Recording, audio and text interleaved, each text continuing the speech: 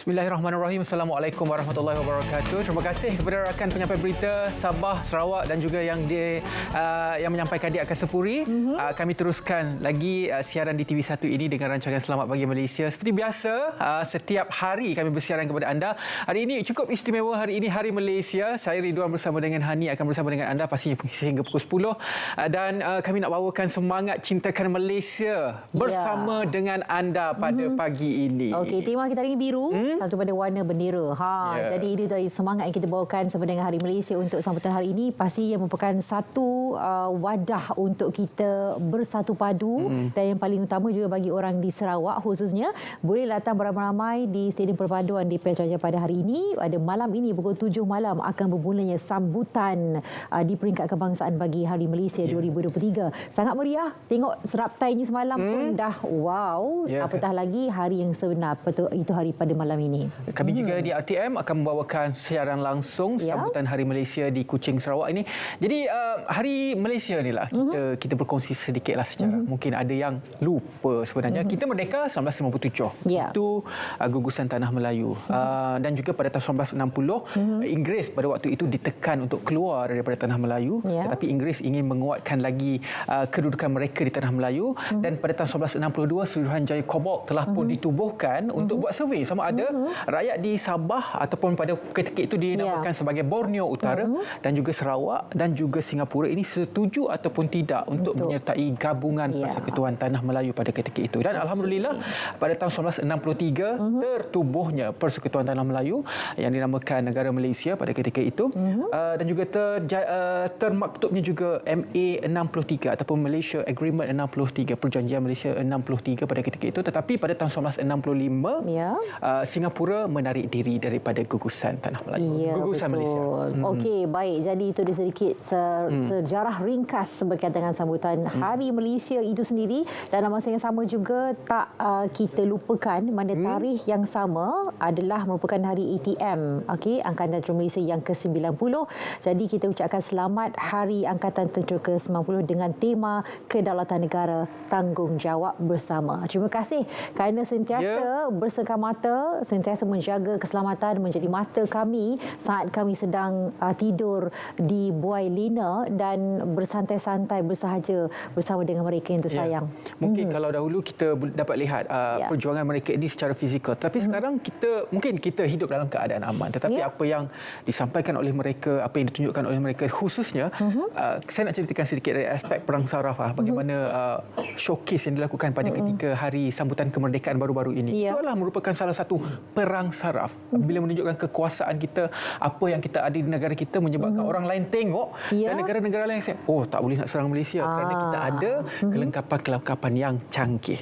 Itu dari aspek perang saraf. Bermaksud kita hadir ke sambutan Hari Kemerdekaan juga adalah tanggungjawab kita untuk mewujudkan satu keadaan kestabilan negara yang menyebabkan negara luar takut dengan negara kita. Itu satu perkara. Perjuangan. Perspektif lain. Ya, betul. Dan yang paling penting adalah apa yang ditunjukkan itu bukanlah semua yang ada. Itu hanya sebahagian. Itu pun dah wow. Okey. Ini juga statement atau pernyataan perang saraf. Jadi berhati-hati. Jadi sempena dengan 16 September juga. Yang berada di Kuala Lumpur ataupun yang berada di sekitarnya boleh masuk muzium secara percuma. Muzium Negara. Sempena Hari Malaysia. Jadi 16 September sempena dengan Hari Malaysia bermula 9 pagi hingga 5 petang. Jadi sekarang Muzium Negara senang nak masuk, boleh naik MRT sahaja. Dan orang kata salah satu pencapaian kita negara Malaysia ini, kita punya jaringan MRT, LRT dan juga pengangkutan awam ini semakin baik. Alhamdulillah. Ya, betul. Dan jangan terkejut kalau ramai, kalau di Kuala Lumpur dan beberapa negeri lain termasuk di London, adanya pakaian orang lama sebab ada kereta api sarung dia akan juga berlangsung pada pagi ini sampailah sebelah tengah hari nanti, akan berakhir di Tanah Merdeka kalau di Kuala Lumpur. Dan kita nak kongsi sedikit mana pembelian tiket akhir pada 4:30 petang untuk masuk percuma ke Muzium Negara.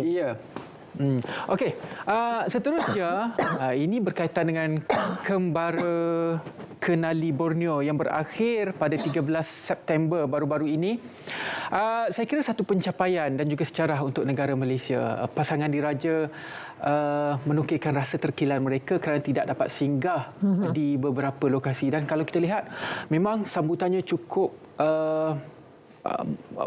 boleh gambarkan sebagai satu keterujaan masyarakat Sabah dan Sarawak menerima kedatangan pasangan diraja ini, sehingga ada yang menangis, ada yang plakat, saya mahu selfie bersama dengan tuanku. Ya, hebat. Itu dia kata mana bagi dia berdua telah mencemaduli untuk tiada protokol sebenarnya.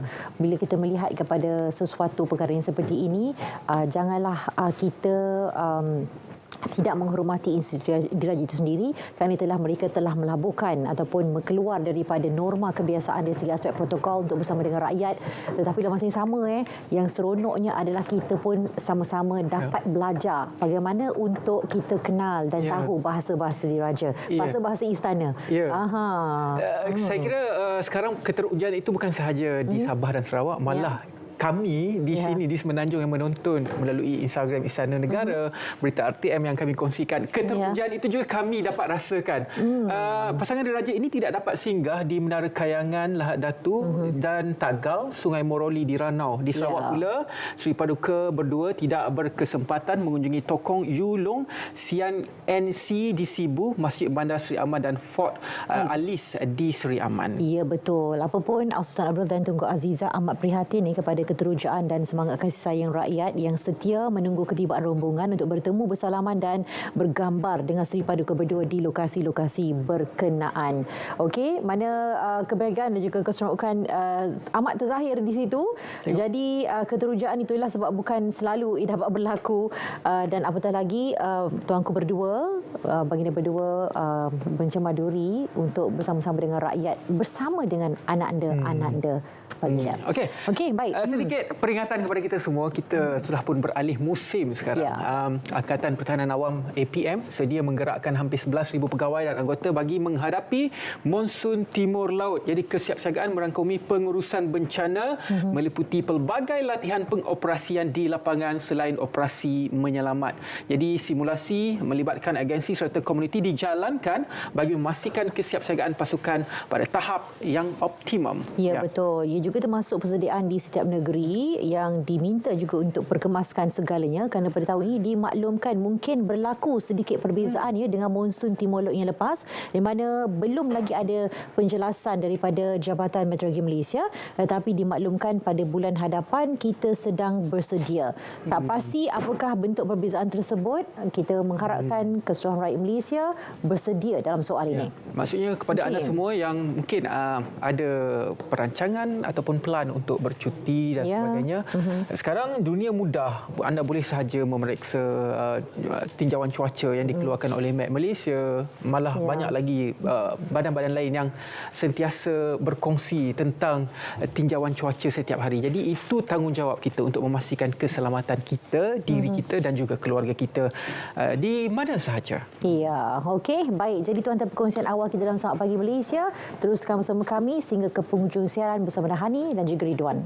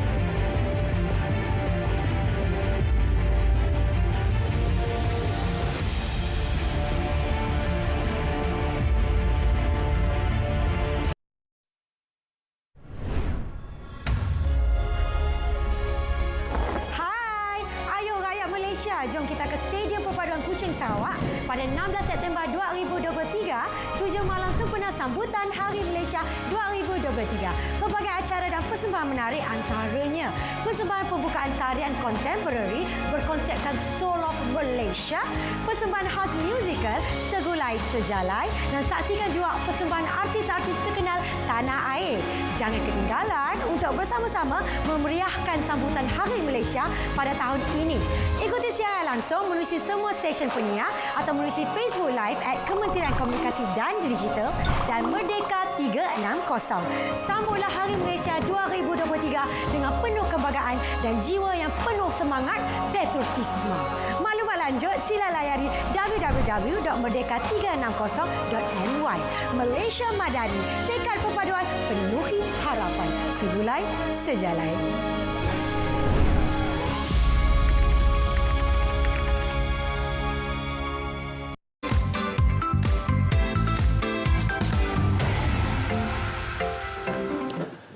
Baiklah, kita teruskan. Selamat pagi Malaysia. Pada kali ini kita nak berkongsi siaran Hari Malaysia ini bersama dengan rakan di Negeri FM. Ya, Negeri 9. betul. Dan pagi kita bersama dengan Siti Lemak Manis, nama diberi. Okey, jadi jom kita bersama dengan Siti. Silakan Siti. Baik, bismillahirrahmanirrahim. Assalamualaikum dan selamat pagi saudara. Terima kasih Ridwan dan Hani. Radar Extra hari ini bertemankan Siti Lemak Manis dan terima kasih kepada anda yang mendengar Negeri FM dan juga menonton menerusi Selamat Pagi Malaysia. Selamat Hari Malaysia diucapkan kepada anda semua. Dan kita mulakan hari ini perkembangan dari Negeri Sembilan. Pengguna di Negeri Sembilan diharap tidak membuat pembelian panik berikutan bekalan beras putih tempatan dalam pasaran adalah mencukupi. Jadi jangan panik. Dan menurut Esko Keusahawanan Sumber Manusia Perubahan Iklim, Koperasi dan Kepenggunaan S. Virapan berkata, pembelian panik boleh menyebabkan gangguan rantaian bekalan setempat dan pengguna dinasihatkan agar membeli beras tempatan mengikut keperluan masing-masing.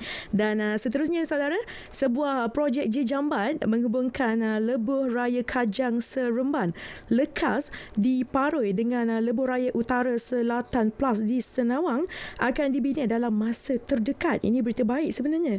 Dan menurut Esko Kanan Negeri Datuk Seri Jalaluddin Alias, projek di bawah Kementerian Kewangan dan Kementerian Kerja Raya itu membabitkan kos awalan berjumlah RM950 juta.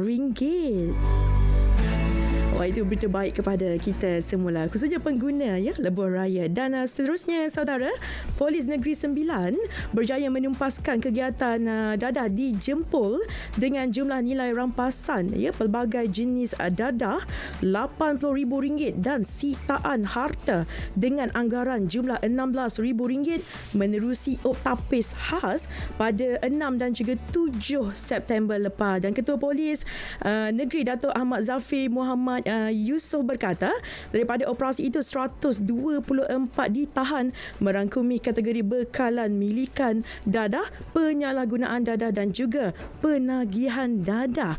Dan seterusnya saudara, 14 warga asing termasuk 2 wanita ditahan Jabatan Imigresen Negeri JIMNS yang pada Isnin di Pasar Besar Seremban selepas disyaki bekerja dan berada di negara ini tanpa dokumen yang sah. Dan pengarah Imigresen Negeri Kanit Tan Ai Kiang berkata, dalam serbuan op jaja yang dilakukan sekitar 5.40 pagi itu, JIMNS berjaya sebenarnya mengumpulkan seramai 38 individu warga asing bagi tujuan dokumentasi termasuklah pelanggan. Dan akhir sekali kan saudara, untuk meriahkan lagi sebenarnya sambutan Hari Malaysia, Negeri FM akan membawakan konsert ekspresi Malaysia datang beramai-ramai hari ini saudara di Padang MBS Majlis Bandaraya Seremban pada pukul 9 malam. Ada artis yang akan membuat persembahan. Pastinya kita ada Yamani, Bagio, Stacy, Waris, Hakim dan juga pengecara anda pada malam ini, Syafiq dan juga Alin Anja. Tak sabar rasanya kan, cukup meriah sebenarnya.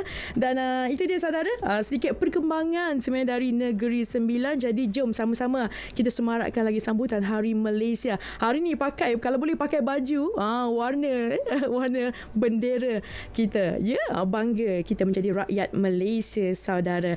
Dan terima kasih diucapkan kepada anda semua. Saya Siti Lemak Manis kembali bersama dengan Hani dalam Selamat Pagi Malaysia. Assalamualaikum, bye-bye. Tapi kita tak nak babal lagi Siti Lemak Manis sebab di sini kita ada benda yang manis-manis dekat hadapan saya ni pada waktu ini. Terima kasih banyak diucapkan kepada rakan kita di Negeri FM. Dan sekarang ni kita nak bercakap tentang kemanisan dalam perpaduan. Bagaimana sebenarnya menu yang ada, makanan yang ada boleh menyatukan kita semua. Kalau sukan boleh menyatukan, makanan pun begitu. Jadi kita nak berkongsi rasa ini bersama-sama dengan tetamu kita yang pertama pada waktu ini, iaitu Wak Rahmat Bahudin. Merupakan seorang usahawan dan lebih dewasa dikenali sebagai chef kecil. Ya, betul. Betul. Assalamualaikum. Assalamualaikum. Ya, boleh saya panggil chef kecil sepanjang kan? Okey, baik. Jom kita kongsikan bersama dengan para penonton ya, sebab apa yang diusahakan ini dia bisnes yang dilakukan. Betul. Dan dah berapa lama sebenarnya menjadi seorang usahawan PSP? Saya mula bisnes pada tahun 2018 di rumah waktu tu. Okey. So start perniagaan daripada rumah, kemudian baru buka studio baking dan seterusnya buka kafe lah. Okey. So dah hampir 5 tahun. Beroperasi di mana ni? Di Eco Majestic Semenyi. Baik. Dan yang daripada 2018 sampailah ke waktu ini kan. 2018 tu macam dekat sangat dengan pandemik. Ya, betul. Macam mana transisi dan perubahan bila lihat baru nak start bisnes, mula bisnes? Betul. Dah jelak kan. So jadi waktu PKP, waktu COVID hadir tu, so apa yang kita buat adalah kita banyak buat postage untuk kita punya cookies ke seluruh Malaysia, dan kemudian di chef kecil juga kita buat kelas mengajar. So kita start buat kelas secara online.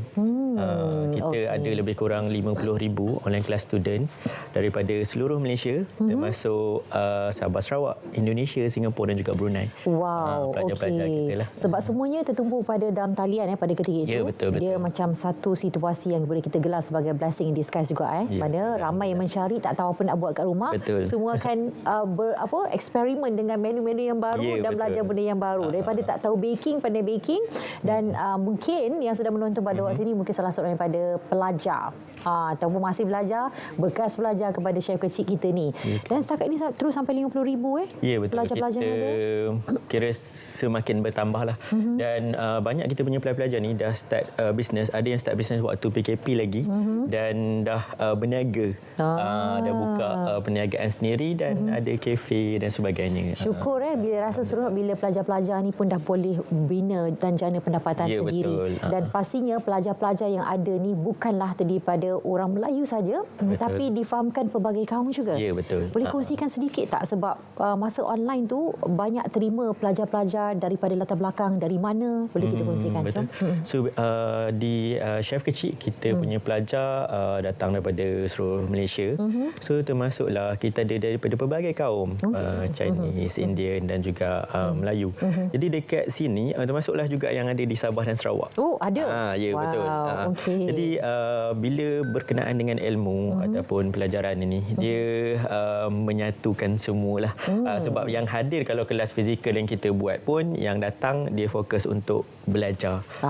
Dan ada juga pelajar kita ni yang membantu berkongsi ilmu yang dia ada bersama-sama. So tak ada sebarang masalah dari situlah. Ada cabaran dari segi aspek komunikasi tak? Setakat ni tak ada. Tak ada. Sebab kita dekat Malaysia ni kita menggunakan bahasa Melayu sebagai kita punya bahasa perantaraan. Jadi benda tu jadi lebih mudah lah. Itu orang kata kemanisan dalam perpaduan. Dan seronoknya apabila belajar ni kan, ada banyak ilmu yang kita boleh kongsi, dan ada yang ada asasnya boleh juga berkongsi dengan macam mana. Kita ada satu kejurang dekat situ. Betul. Okey, dan selalunya untuk satu sesi bila dia buat untuk belajar kan, ramai yang memilih untuk belajar buat pastry, roti ataupun biskut ataupun kek ataupun keseluruhannya sebenarnya. Banyak menu-menu yang kita ajar, tapi selalunya kita punya student lebih memilih untuk belajar kek dan juga cookies. So itu antara menu utama yang kita ajar lah. Dan menu-menu yang kita ajar juga selalunya dekat chef kecil ni kita try to Malaysia kan dia. So kalau tengok dekat depan ni kita ada menu-menu macam contoh kita ada pandan gula Melaka, kuih bakar ben cheesecake. Itulah saya kata ini macam kuih bakar. Dan kita ada juga croissant nasi lemak dan juga croissant apam balik. Okey. Ya, Jom kita nak minta kamera untuk close up sikit. Ni kalau saya tak perasan, saya cuma nampak kuih bakar kat depan saya. Rupanya kuih bakar ben cheesecake. Okey, yang dekat depan ni nampak tak? Croissant. Kita ada nasi lemak. Nasi lemak. Ni nampak ni. Ni. Loh, nasi lemak rupanya. Ya, betul. Okey. So, ada telur, ada ikan bilis, ada sambal dekat dalam dia. Okey, dan pastry ni adalah pengganti untuk nasi. Okey. Ya, betul. Dan ini merupakan apam balik. Apam balik croissant. Wow. So ini adalah menu-menu Malaysia yang kita wujudkan untuk kita menarik minat semua kaum untuk merasa menu Malaysia dekat kita punya kafe. Sempena bulan kemerdekaan dan juga Hari Malaysia. Wow, sangat menarik. Dan selalunya bila ramai ada berkunjung untuk hari-hari biasa ramai ataupun macam hujung minggu baru akan ramai dan orang berpuas-puas di situ. Di Chef Kecil kita lebih ramai waktu weekend lah. Kira Jumaat, Sabtu dan Ahad lah. Sebab kita punya customer datang daripada seluruh Malaysia. Daripada Kelantan, Johor dan sebagainya. So mereka memilih weekend untuk datang untuk merasai menu-menu yang ada di Chef Kecil lah. Dan menu-menu inilah mereka nak rasa. Ya, betul. Dan kita ada juga kita punya menu tarikan kita iaitu set croissant dan juga hot chocolate dan juga krim. So kita ada butter croissant dekat sini. Macam inilah macam kalau pergi ke sana ini set yang anda akan dapat. Ya, kita ada croissant, kita ada coklat yang saya tak bawa hari ni. So itu nanti boleh datang kafe dan cakap nak CK set. So kita ada satu set croissant, coklat dan juga whipping cream. Singkatan untuk Chef Kecil lah, CK. CK, saya betul. Nak CK set satu. Ya, betul. Boleh bawa deliver ke siaran Sarawak Game Malaysia tak hari ini? Okay. Boleh, dengan hot chocolate, wow, saya dah boleh membayangkan suasana itu. Betul. Dan apabila melihat customer ataupun yang datang tu kan, semua pun daripada pelbagai latar belakang. Ya, betul. Daripada pelbagai latar belakang dan kita ada kira semua kaum ada di kafe kita lah. Chinese, Indian semua datang dan mungkin datang kerana nak merasai kita punya pastry dan sama-sama meraihkan pastry ataupun kemanisan tu sendirilah. Okey, dan selera mereka kebanyakannya cenderung kepada menu yang mana? Okey, baik.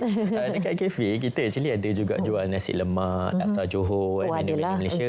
So nasi lemak antara salah satu kesukaan kita punya customer lah dekat sana. Jadi kalau sebut orang datang ke Malaysia mesti kita akan sebut nasi lemak lah. Jadi menu utama yang antara customer suka adalah nasi lemak dan selain tu adalah ni kuih bakar ben cheesecake. Kuih bakar ben cheesecake. Kalau ada pisau ni saya dah potong dah nak rasa. Okey, dan kalau kek-kek yang ada semua yang ada, tapi yang paling penting adalah nasi lemak. Kalau kata orang dari luar negara datang kemari, terutama sekali bagi orang putih, dia akan cakap, saya nak cuba nasi lemak. Itu pasti wajib. Dan rakyat Malaysia sendiri memang menggemari nasi lemak itu sendiri. Tak kira daripada pelbagai latar belakang. Dan itulah kata kemanisan dalam perbuadan itu sendiri. Jadi untuk Hari Malaysia hari ini seperti yang disebut ada yang istimewa untuk semua. Ya, betul. Menu yang luar biasa daripada kebiasaan ke macam mana? Ya, betul. Ikutkan menu-menu macam nasi lemak croissant, apam balik croissant. Kita ada satu lagi sebenarnya saya tak buat ini onde-onde croissant. So ini menu sebenarnya bulan Merdeka bermula daripada 1 Ogos sehinggalah kita bawa kepada 16 September hari ini. Hari ini terakhir lah ni. Terakhir untuk menu set Merdeka. Okey, baik. Dan untuk dari segi minuman pula macam mana? Okey, minuman kita ada cam latte, kita ada campuran teh dan juga kopi. Kita ada bandung latte. Bandung latte. Ya, betul. Okay. Ini untuk menu-menu Malaysia lah. Berkaitan dengan Malaysia. Okey, baik. Jadi boleh rasa dan nikmati sendiri di Chef Kecil. Okey, tapi dalam masa yang sama jom kita tengok satu persatu apa yang ada kat sini. Dan semua ni roti ni buat sendiri Ya, betul. Ini semua kita buat sendiri. Kalau tengok dekat sana kita ada sourdough. Okey. Yang ni, kemudian yang depan kita ada bagel. Ni pun kita buat sendiri. Depan tu apa croissant. Yang croissant ada juga. almond. Ya, betul. Itu chicken slice. Kita ada ni semua nasi lemak, apam balik, croissant. Dan dekat sebelah sini kita ada cookies juga. Untuk kita makan. And satu lagi cookies yang menjadi kemaran adalah almond suji lah. Almond suji. Bukan raya, tapi customer tetap suka Suji. Okey, baik. Macam Syah sendiri kan memang asasnya memang adalah masakan. Bukan. Oh. Saya bukan dalam bidang culinary, pastry ataupun bakery, tapi saya ada minat ataupun passion dalam bidang baking daripada kecil. Cuma saya tak bersambung belajar dalam bidang pastry lah. Jadi selepas bekerja, rasa macam okeylah, saya nak buat bisnes lah. Okey. Jadi saya memilih buat kek, jual kek dan juga cookies sebagai saya punya bidang yang saya cuburi lah. Okey, yang sesuai dengan hobi dan juga jiwa. Tetapi dalam masa yang sama nak tahu juga sebelum sepenuh masa tumpu kepada bisnes yang ada, bidang apa tu sebelum ni? Sebelum ni saya banyak kerja juga. Pernah masuk dalam admin juga, jadi quality control juga. Lepas tu saya stop dan buat pastry. Dia macam ada asas QC tu yang seronok. Sebab apa dapat tengok ni semua. Ni okey ke tidak. Dan di bawah CK sendiri ada berapa ramai pekerja yang ada? Sekarang kita ada 35 orang. 35 orang. Pekerja yang membantu dalam kita punya pengurusan, kita punya perniagaan di kafe. Dan Alhamdulillah baru ni kita baru saja buka kita punya central kitchen untuk produce lebih banyak produk untuk kita punya customer. Okey. Hanya satu cawangan saja yang ada? Setakat ni kita hanya ada satu cawangan saja di Semenyi, Ekonomi Estate Semenyi.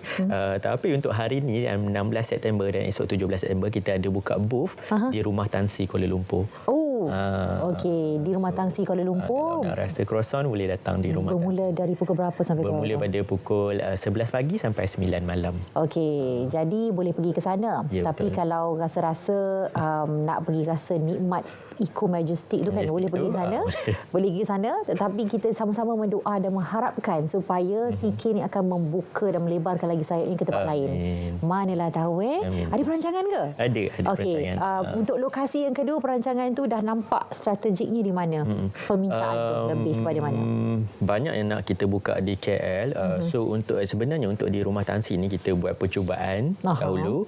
So kalau semuanya okey, kita mungkin akan ada satu cawangan di Rumah Tan Sri Kuala Lumpur. Okey, sama-sama so, mana yang tahu Rumah Tan Sri tu boleh datang dekat sana untuk rasa kita punya pastry. Okey, baik. Jadi daripada perjalanan hidup, bidang yang lain dan pergi kepada minat untuk fokus kepada bisnes yang dilakukan bukan satu perkara yang mudah untuk kita fokus dan berubah. Betul. Jadi macam mana keberanian tu datang dan rasa macam ketetapan hati tu supaya ramai boleh jadikan inspirasi daripada bidang yang ada ni nak berubah kepada yang lain tetapi takut-takut. Faham. Nak cuba sebab benda ni kan macam istilahnya try and error kan. Betul. Okey, macam pengalaman boleh kita kongsikan juga bersama. Saya macam awal dulu rasa takut tu memang ada. Siapa tak takut berhenti kerja dan terus buka bisnes dengan bukan ada simpanan lah. Tapi saya memilih untuk buat perkara tersebut dan saya dah target kalau saya start saya mesti berjaya. Mesti nak berjaya. Okey. So cabaran-cabaran tu memang banyak.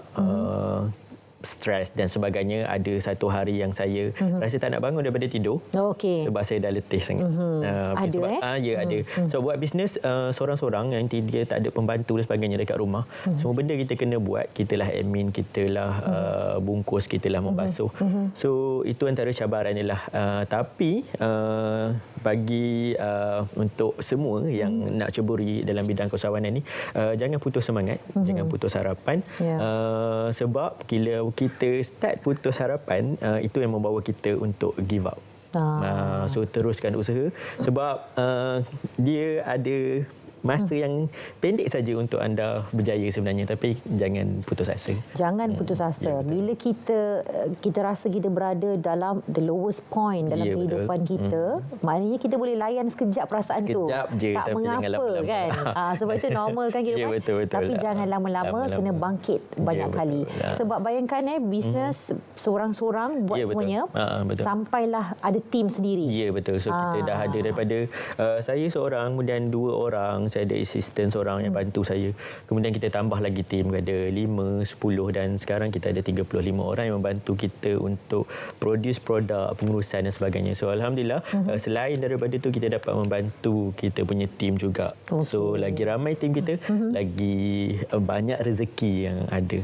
Okey, baik. Jadi itulah dia mana apa pun konsep yang kita nak terjemahkan kepada semua bukan dari sisi aspek kejayaan, keusahawanan itu sendiri, bagaimana untuk terinspirasi untuk berjaya, tapi dalam masa yang sama juga bagaimana makanan dan juga manisan ini menjadi penyatuan kepada semua daripada pelbagai latar belakang, yang menjadi pelajar kepada chef kecil dan juga yang datang ke kedai chef kecil, dan yang paling utama adalah untuk menikmati satu keseronokan pada satu masa yang sama dengan makanan-makanan yang ada dekat depan kita ni yang berlatar belakangkan Malaysia. Abu ucapkan terima kasih dan selamat maju jaya kepada chef.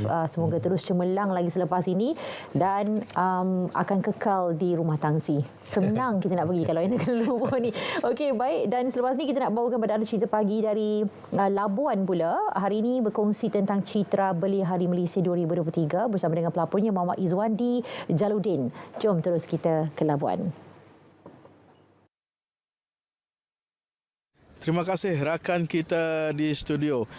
Cerita pagi dari Labuan ingin kongsikan mengenai pelaksanaan program Citra Belia Hari Malaysia bersempena dengan Hari Malaysia 2023 peringkat Labuan. Untuk mengetahuinya lebih lanjut pada pagi ini bersama dengan saya iaitu Presiden Majlis Belia Labuan, Cik Nazira Roslan. Assalamualaikum dan selamat pagi, Cik. Waalaikumsalam, selamat pagi. Okey, Cik Nazira, mungkin boleh kongsikan dan jelaskan mengenai pelaksanaan program Citra Belia yang akan berlangsung pada malam ini. Baiklah, terima kasih. Citra Belia Hari Malaysia dianjurkan bersempena Hari Malaysia bagi tahun ini dan ianya merupakan anjuran bersama di antara Majlis Belia Labuan dan Perbadanan Labuan. Dan Citra Belia Hari Malaysia ini merupakan satu wadah perpaduan yang melibatkan dua elemen utama, iaitu tarian tradisional dan seni mempertahankan diri. Dan nilai-nilai kebudayaan yang terdapat di dalam aspek tarian tradisional dan seni mempertahankan diri ini perlu dijaga agar ianya terus mekarlah di kalangan belia dan khususnya warga Malaysia. Okey, Cik Nazira, bagaimana pula dengan persiapan dan berapa jumlah penyertaan untuk menjayakan program pada malam ini? Jumlah penyertaan untuk menjayakan program pada malam ini iaitu bagi persembahan seramai 300 peserta lah, yang mana ianya dari kalangan pelajar sekolah rendah dan sekolah menengah, Persatuan Belia, Persatuan Tarian dan Persatuan Seni Mempertahankan Diri. Okey, selain daripada persembahan, apakah pengisian program-program lain lagi untuk memeriahkan Citra Belia pada malam ini? Dan pada malam ini, selain tarian, kita juga ada persembahan tarian singa untuk sambut tamu.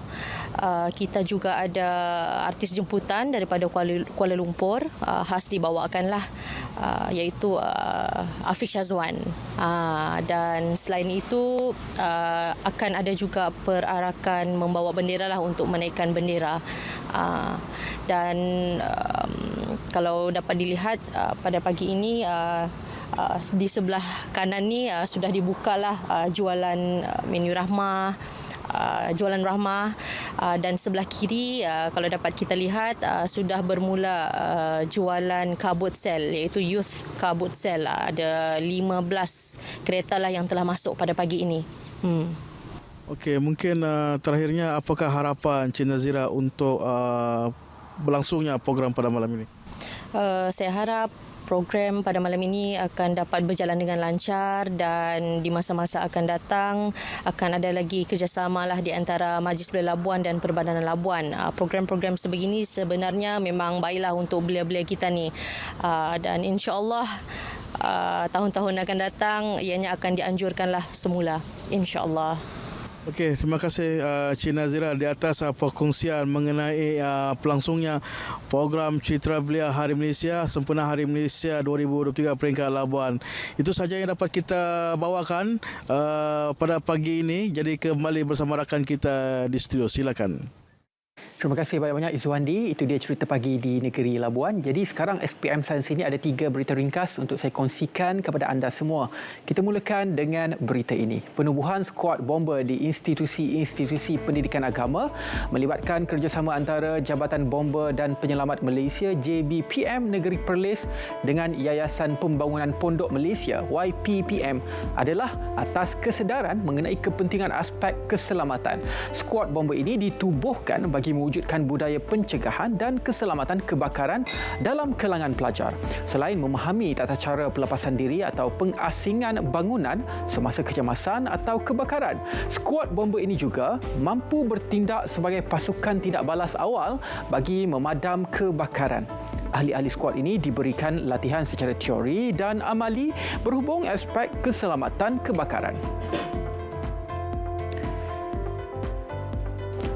Platform media sosial utama Google, Meta dan TikTok akan didaftar dan dilesenkan bagi memastikan mereka memberi pulangan semula kepada industri media negara. Menteri Komunikasi dan Digital berkata perkara itu sudah dibincang bersama MCMC. Penguasaan platform tersebut memberi impak terhadap industri media tempatan. Mekanisme seperti melesen dan mendaftar ketiga-tiga platform itu perlu dipertimbangkan sebagai langkah memastikan ekosistem industri media negara terus mampan. Aplikasi urus bencana MyIdea dilancarkan Agensi Angkasa Malaysia MAISA. Ia khusus memudahkan rakyat mendapat serta menyalur maklumat berkaitan bencana alam. Menteri Sains, Teknologi dan Inovasi berkata, aplikasi memudahkan rakyat berhubung dengan agensi keselamatan semasa menghadapi bencana. Melaluinya juga pasukan keselamatan boleh mengenal pasti situasi dan lokasi sebenar mangsa. Itu dia 3 berita ringkas dapat saya kongsikan kepada anda semua dalam SPM sana sini. Sekarang saya serahkan kepada Hani untuk kita bersama-sama memahami apakah salah satu inisiatif untuk membersihkan pantai, dan pantai ini adalah di Pulau Tioman. Hani, silakan. Okey, baik. Terima kasih Ridwan atas perkongsian pada sana sini apa yang berlaku di seluruh negara. Dan pada waktu ini kita bawakan ini masalah dan menjadi barah sebenarnya kepada negara kita dan juga bagi hidupan laut. Dan untuk makluman kepada semua, menerusi kajian Yayasan Pengguna Negara Malaysia YPNM yang mendapati hampir 600 juta daripada purata 700 juta kilogram plastik setahun yang digunakan oleh rakyat negara ini mencemarkan sungai dan lautan sekaligus memberi kesan buruk kepada hidupan marin serta keseluruhan rantaian makanan, di mana ia sebenarnya memberi ancaman yang cukup besar kepada kelangsungan hidupan marin dan dalam masa yang sama kesihatan manusia apabila memakan sumber makanan laut yang dicemari mikroplastik dan juga nanoplastik ini. Jadi untuk kita berkongsi tentang aspek kesedaran berkaitan dengan apa yang boleh dilakukan dan juga program yang akan dilangsungkan bersama-sama kita pada waktu ini, iaitu Profesor Madya Dr. Emilia Abdul Malik, Ketua Jabatan Kimia Fakulti Sains Universiti Putra Malaysia, dan juga Kapten Maritim Muhammad Osman, Timbalan Pengarah Bahagian Siasatan Jenayah Maritim. Assalamualaikum. Waalaikumsalam. Selamat pagi. Okey, baik. Difahamkan program International Microplastic Beach Clean Up at Tioman 2023 akan berlangsung. Jadi ataupun sedang berlangsung ataupun ini merupakan acara tahunan yang dilakukan. Boleh kita kongsikan tentang program ini, pengenalannya? So program ini program sambungan lah, kesinambungan telah diadakan secara kecil-kecilan sebelum ini di tempat lain lah. Tapi di Tioman pada kali pertama lah tahun ini. Dan actually telah berlangsung sebenarnya bermula 14 September dengan aktiviti webinar online bersama pelajar-pelajar sekolah. Dihadiri oleh lebih kurang 200 pelajar dan orang awam.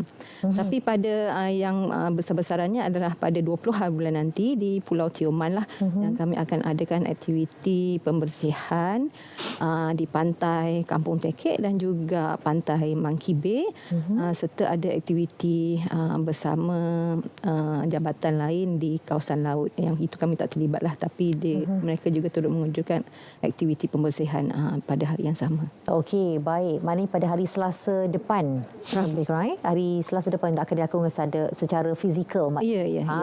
Okey. Jadi kalau bisa Monkey Bay jadi tular juga baru-baru baru-baru ini situasi di sana di mana hidupan ikan-ikan tiba-tiba terdampar di lautan di sisi pasir pantai. Jadi ini satu perkara yang memang kita perlu cakna berkaitan dengan bagaimana cara untuk kita melestarikan alam dengan melakukan aktiviti-aktiviti seperti ini.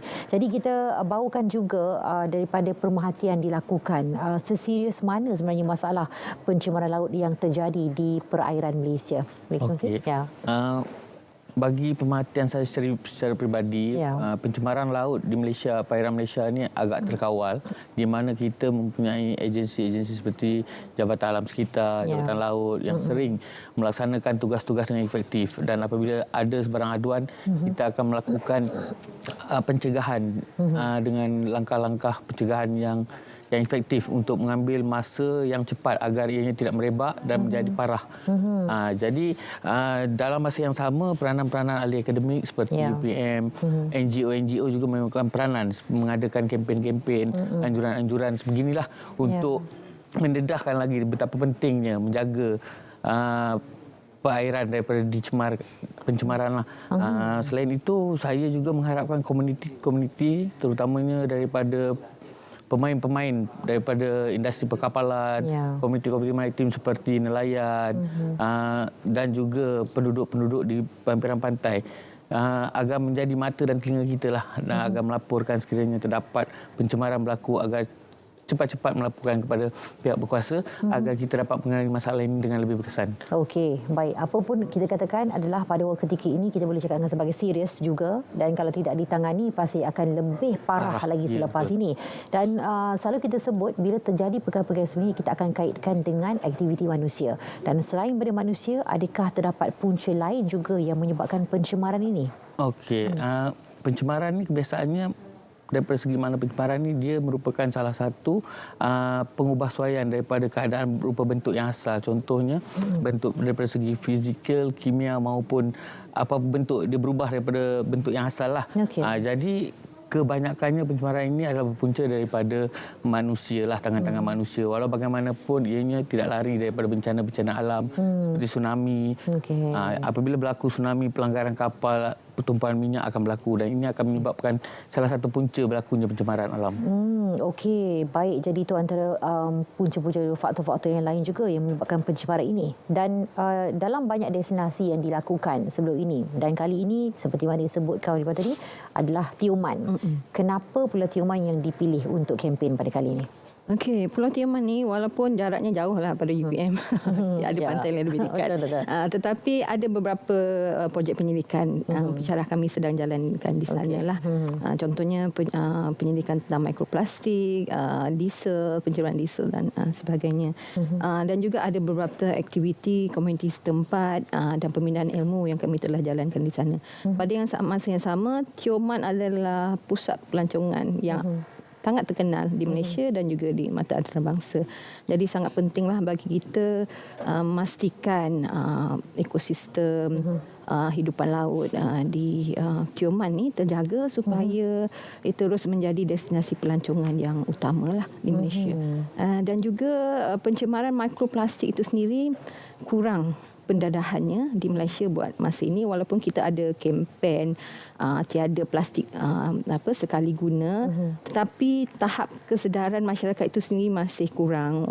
Masih kurang yang bawa sendiri plastik beg, pembungkusan sendiri dan sebagainya. So kita harapkan melalui program seperti ini kita boleh tingkatkan kesedaran masyarakat setempat, dan pentingnya kita sendiri berusaha menjaga persedaran kita lah. Tak boleh nak harapkan orang luar yang datang lah. Itu yang kami harapkan lah. Okey, baik. Dan apa sebenarnya kepentingan program sebegini untuk ekosistem kita? Okey, so kalau kita tahu Tioman sendiri mempunyai flora dan fauna yang unik, dan kehidupan laut yang mungkin tidak boleh didapati di tempat lain. Dan aktiviti pembangunan dan pelancongan sedikit sebanyak mengganggulah ekosistem hidupan laut yang rapuh ini. Dan mikroplastik itu sendiri boleh menyebabkan kehidupan mereka terganggu kerana dia dia terkumpul di dalam tisu haiwan itu boleh menyebabkan jangka hayat mereka lebih pendek. Dan kita juga tidak tahu apabila hidupan laut itu dimakan apa kesannya kepada kita. So kita tak pasti apa kesan kesan pencemaran mikroplastik itu pada dalam jangka masa panjang lah. Kajian itu masih dalam tempoh yang singkat. So dalam masa 20 tahun lagi kita tak pasti sama ada ia akan menjadi masalah yang lebih serius. So penting bagi kita mendidik dari sekarang supaya semua masyarakat peka lah tentang masalah ini dan mengambil inisiatif sendiri bagi memastikan masalah ini tidak berlarutan dan menjadi barah yang lebih bahaya lah. Okey, kepekaan itu sebenarnya yang kita harapkan sebab seperti mana yang tersebutkan tadi, maknanya untuk penggunaan plastik sekali guna pun amat sukar untuk dipraktikkan dalam kalangan rakyat Malaysia dan pada pemerhatian dan pemikiran Dr. sendiri, apa sebenarnya menjadi cabaran kita dan kita rasa macam sebagai seorang manusia tu yang tak nak berubah ke arah yang lebih baik. Apa pandangan? Oh, cabaran I think perubahan itu sukar kot bagi semua. Itu adalah motivasi dari diri sendiri. Tapi kalau kita boleh tunjukkan kepada mereka impaknya dari bagi jangka panjang dan jangka pendek, saya pasti masyarakat akan sedar akan pentingnya untuk menjaga persekitaran dan mereka akan menyokong dan boleh mengambil inisiatif sendirilah tanpa perlu disebut banyak kali. Ya, betul kan. Sebab kadang-kadang contoh kita lihat di kaunter pasar raya dan sebagainya memang dah dipraktikkan macam tidak ada plastik. Kalau ada plastik pun charge. Ada juga tempat dia memang takkan ada plastik langsung. Ya, betul. Maknanya ada mungkin ada kedai yang kata macam kalau nak plastik kita akan charge. Tapi ada setengah kita memang tak ada jual plastik. Jadi ada yang mungkin customer dia marah, dia katakan, macam mana saya nak bawa barang saya ni? Itu datangnya hadirnya perlu ada kesedaran dalam diri kita. Jangan datangnya malu disebabkan kesilapan sendiri sebab anda tak bawa plastik ataupun beg yang boleh anda guna banyak kali sendiri, kan? Betul. Okey, dan Kapten, daripada pemerhatian dibuat sebab ini antara insan yang memang sentiasa ke laut dan tengok sendiri apa yang berlaku di sana. Jadi kalau kita boleh cerita sikit pengalaman, mungkin boleh jadikan sebagai panduan apa yang Kapten sendiri nampak dan lihat supaya boleh jadikan pengajaran kepada semua. Inilah yang berlaku kalau sekiranya anda tidak mahu berubah. Okey. So daripada pemerhatian saya lah, pengalaman sepanjang tempoh berkhidmat dalam agensi pengawasan maritim ni.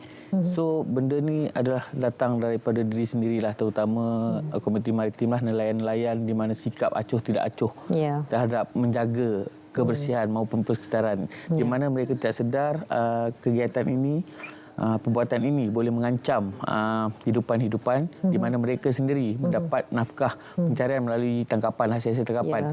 Sekiranya laut dicemari, maka ekosistem akan terganggu. Sedikit sebanyak ia akan mengganggu punca pendapatan mereka sendiri. Oleh itu, attitude atau sikap diri sendiri itu amat penting, harus diubah demi menjamin kesinambungan untuk generasi yang akan datang. Sekiranya kita tidak berubah daripada sekarang, kemungkinanlah anak cucu yang akan datang tu akan hilang, tak dapat melihat apa itu ikan, apa itu pantai, apa itu laut. Benda ini hendaklah bermula daripada kita sekarang. Kan? Itu harapan saya lah kepada semua komuniti agar terus meningkatkan kesedaran mengenai kepentingan menjaga perairan. Ya, baik. Dan apa pula dari segi pelan kesinambungan terhadap program ini nanti? Okey, untuk kesinambungan program ini kami berhasrat untuk menjalankan lagi sekali lagi lah tahun depan, mungkin dalam ruang yang lebih besar di Tioman, di tempat lain di Tioman atau di tempat lain di Malaysia lah. Dan juga hasil penyelidikan yang kami jalankan di sini akan dikongsilah bersama pihak umum dan dibuat pameran. Jadi kami ingin teruskan usaha ini supaya komiti setempat terus menyokonglah usaha kami dan nampaklah hasil usaha ini. Doktor, saya nak tanya sebab daripada penganjuran yang sudah hasil daripada program dan juga kempen yang dilakukan, ke mana hala tuju yang dibawa dan ada tak perubahan bila dilakukan program-program sebegini? Impact dia. Okey, impact kepada komuniti setempat tu kami tak boleh nak nak monitor sangat, tapi lebih kepada impak kepada pelajar UPM sendirilah yang menyertai supaya mereka dapat mendidik diri mereka dalam aktiviti kesukarelawaan dan juga lebih aktiflah dalam aktiviti sebegini dengan komuniti setempat supaya sebab bila kita ada buat aktiviti ini nampaklah sumbangan para pendidik, pelajar kepada komuniti. Kalau dari segi dari segi hasil program ini nanti pun jumlah sampah yang kita kutip tu kita akan kumpulkan, kita akan timbang juga untuk pastikan berapa banyak sampah yang kita kutip tahun ni. Harapnya tahun depan kalau dia adakan semula tidaklah sebanyak itu akan berkurang lah. Itu cara kita mengukur lah impact. Itu yang diharapkan.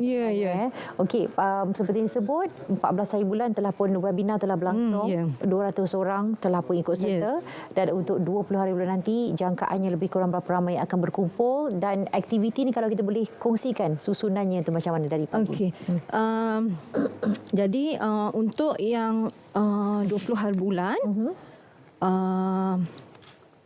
untuk yang 20 hari bulan nanti kita ada aktiviti di pantai, itu beach clean up. Dan seterusnya kami ada dan seterusnya kami ada aktiviti di sekolah iaitu pameran narkotik, dan juga kita ada kuis dan sebagainya. Pula apa soalannya tadi? Dan apa lagi maksudnya? Dan kita ada juga sumbangan food pack oleh NGO kepada komuniti setempat. Dan juga pentadingan reka bentuk inovasi bahan terbuang lah pada 20 hari bulan tersebut. Okey, baik, dia akan berlangsung dari pagi? Ya, dari pagi sampai ke petang. Okey. Jangkaan ramai yang akan berkumpul di sana? Jangkaan tu dari sukarelawan yang telah memberikan nama ada lebih kurang 100 orang.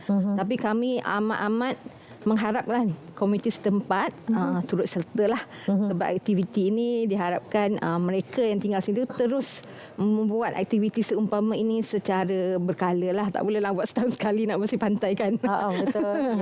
Itulah yang kami harapkan. Baik, tapi mereka telah diwar-warkan telah diwar-warkan. Jadi diharapkan mereka akan turut sertalah sebab ini misi untuk setempat tetapi impaknya besar kepada semua dan dijadikan contoh juga. Jadi apa mungkin pesanan dan juga harapan yang diharapkan kepada para penonton? Okey, so daripada saya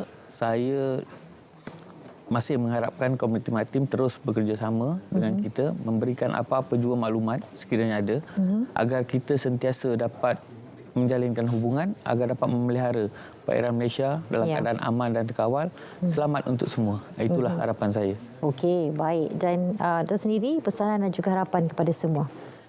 Okey, pesanan saya kepada komuniti Tioman, pelancong yang ada di Tioman dan juga mungkin yang jauh sikit Mersing atau Rompin, turutlah serta aktiviti ini kerana kami amat memerlukan sokongan anda. Okey, jadi sama-sama kita berikan sokongan terhadap program seperti ini. Anda boleh tengok sekarang maklumatnya di Kaca TV pada waktu ini dan anda boleh dapatkanlah sekali informasi, boleh scan QR code yang ada di situ kalau sekiranya anda ingin turut serta, walaupun mungkin anda bukan penduduk setempat di Tioman tetapi nak ikut serta dalam projek ataupun program murni ini, anda boleh pergi ke sana sendiri.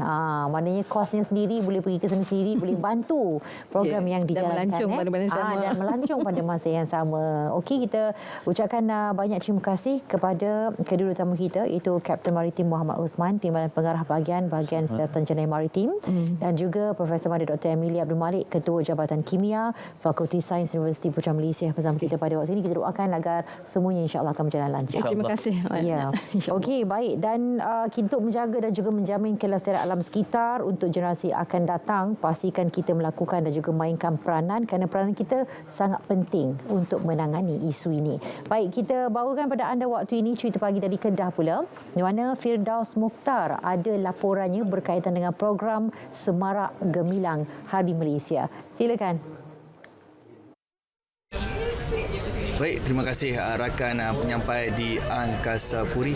Kini saya berada di Pusat Transformasi Bandar UTC di Alor-Star ini sempena program Semarak Gemilang di UTC Anjuran Jabatan Penerangan Malaysia.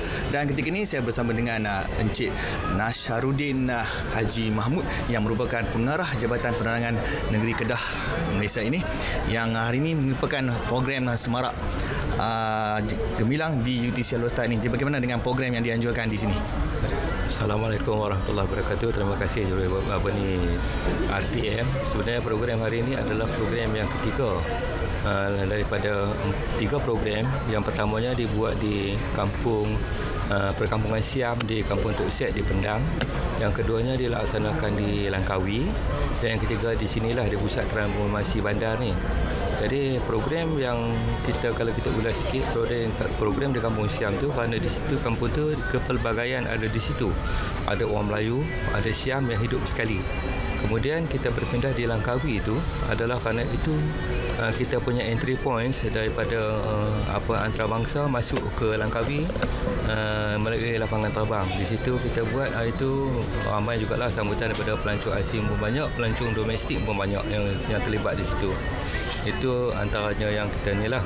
Lepas tu di UTC ni kita menjangkakan kita dapat berjumpa dengan satunya pelanggan-pelanggan yang mengunjungi pejabat-pejabat kerajaan yang yang telah ditempatkan di unit transformasi bandar ni.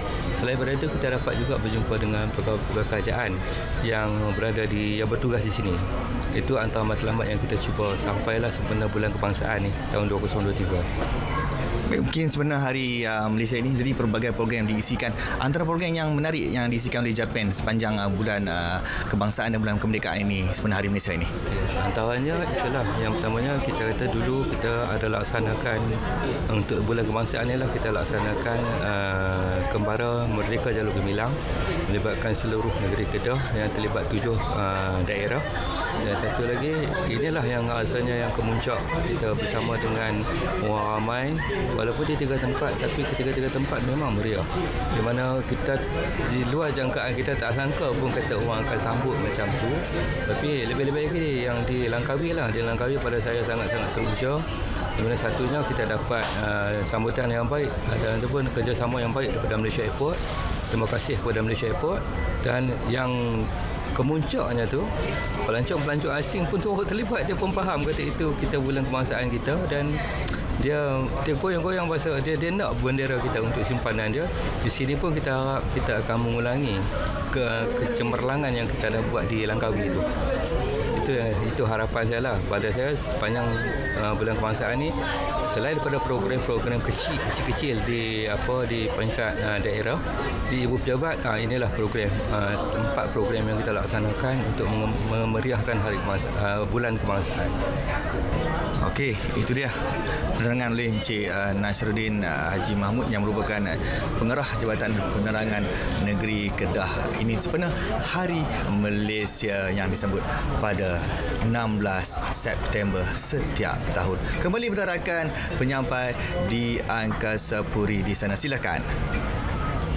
Okey, baik. Terima kasih pada Firdaus Mokhtar yang telah memberikan kita perkabaran cerita pagi dari Kedah sebentar tadi. Dan waktu ini kita nak berehat sekejap dan kita akan kembali lagi seketika nanti untuk membawakan terus pengisian sehingga ke akhir waktu pukul 10 pagi nanti dalam Selamat Pagi Malaysia. Ayo bersama-sama kita ke Stadium Perpaduan Kuching Sarawak pada 16 September 2023 pukul 7 malam bagi memeriahkan sambutan Hari Malaysia 2023 peringkat kebangsaan. Pelbagai persembahan menarik akan diadakan. Selamat menyambut Hari Malaysia 2023. Sambutlah Hari Malaysia dengan penuh kebanggaan dan jiwa yang penuh semangat patriotisme. Baiklah, kita teruskan Selamat Pagi Malaysia pada hari ini. Kita nak tinjau jangkaan cuaca di Malaysia pada hari ini. Rakan pelapor di Met Malaysia sudah pun bersedia. Silakan.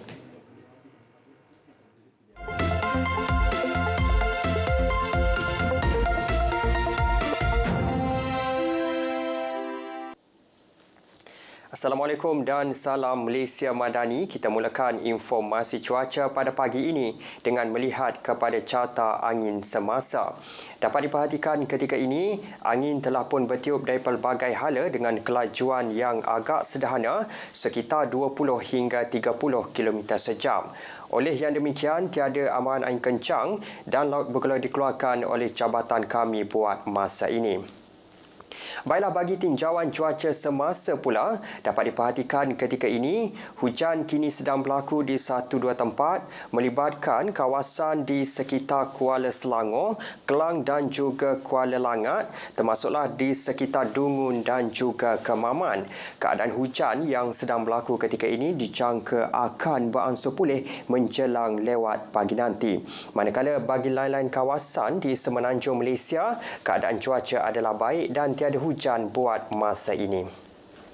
Bagi tinjauan cuaca semasa di Sabah dan Sarawak pula, dapat diperhatikan ketika ini, hujan kini sedang berlaku di 1-2 tempat melibatkan bahagian Kapit, Mukah, Sibu dan juga Kuching, yang mana kami jangkakan keadaan hujan ini akan beransur pulih menjelang lewat pagi nanti. Manakala bagi lain-lain bahagian di Sabah, keadaan cuaca adalah baik dan tiada hujan buat masa ini. Baiklah, pada sebelah petang pula, Met Malaysia menjangkakan hujan lebat dan angin kencang masih lagi berpotensi untuk berlaku melibatkan hampir ke semua kawasan di semenanjung Malaysia, terutamanya di bahagian pedalaman dan pantai timur semenanjung. Manakala di Sabah dan Sarawak pula, hujan dijangka berlaku melibatkan hampir ke semua bahagian di Sabah, termasuklah di bahagian pedalaman dan barat Sarawak. Baiklah, sekian sahaja informasi cuaca pada pagi ini. Dapatkan maklumat cuaca terkini dan sahih melalui aplikasi My Cuaca atau boleh ke laman sesawang kami di www.met.gov.my. Sebelum berpisah, kita ikuti tinjauan cuaca bagi bandar-bandar utama di Malaysia. Akhir kata, selamat menyambut Hari Malaysia yang ke-60 tahun. Sekian, Assalamualaikum dan salam Malaysia Madani.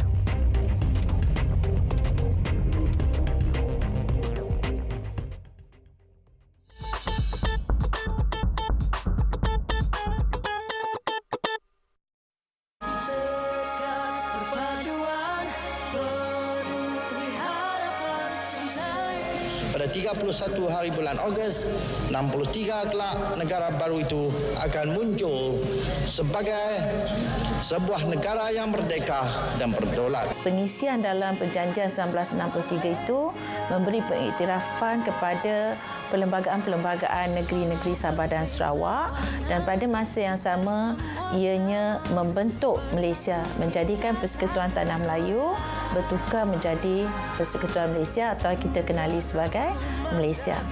Kami adalah duta sebenar Malaysia. Tujuan utama Olimpik diwujudkan itu ialah untuk perpaduan.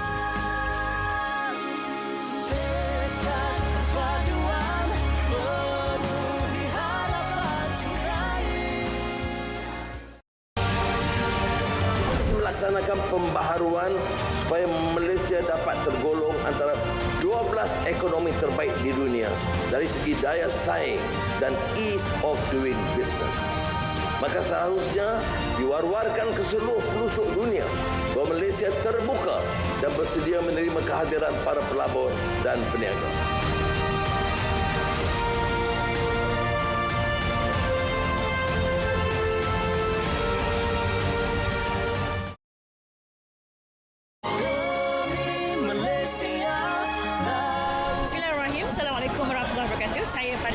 Menteri Pendidikan Malaysia ingin mengucapkan selamat menyambut kemerdekaan dan selamat Hari Malaysia 2023. Negara ini harus dibina dengan kekuatan semua, kepelbagaian dalam bingkai kesatuan. Selamat Hari Merdeka, selamat Hari Malaysia, Malaysia Madani, tekad perpaduan, penuhi harapan.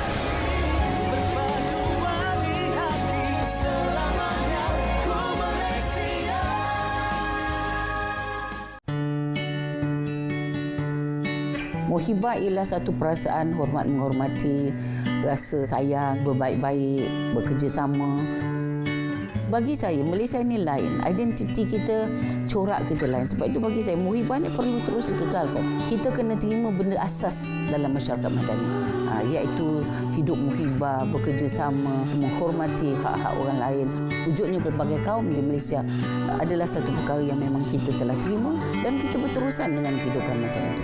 Dan mereka mesti juga percaya dan faham bahawa bukan susah kita nak jalankan sebab kita dah hidup selama ini dalam 66 tahun kan, dalam keadaan kepelbagaian kita. Sebagai sebuah negara Malaysia, sayangilah negara kita, cintailah negara kita kerana inilah tempat yang telah dianugerahkan oleh Allah SWT kepada kita semua.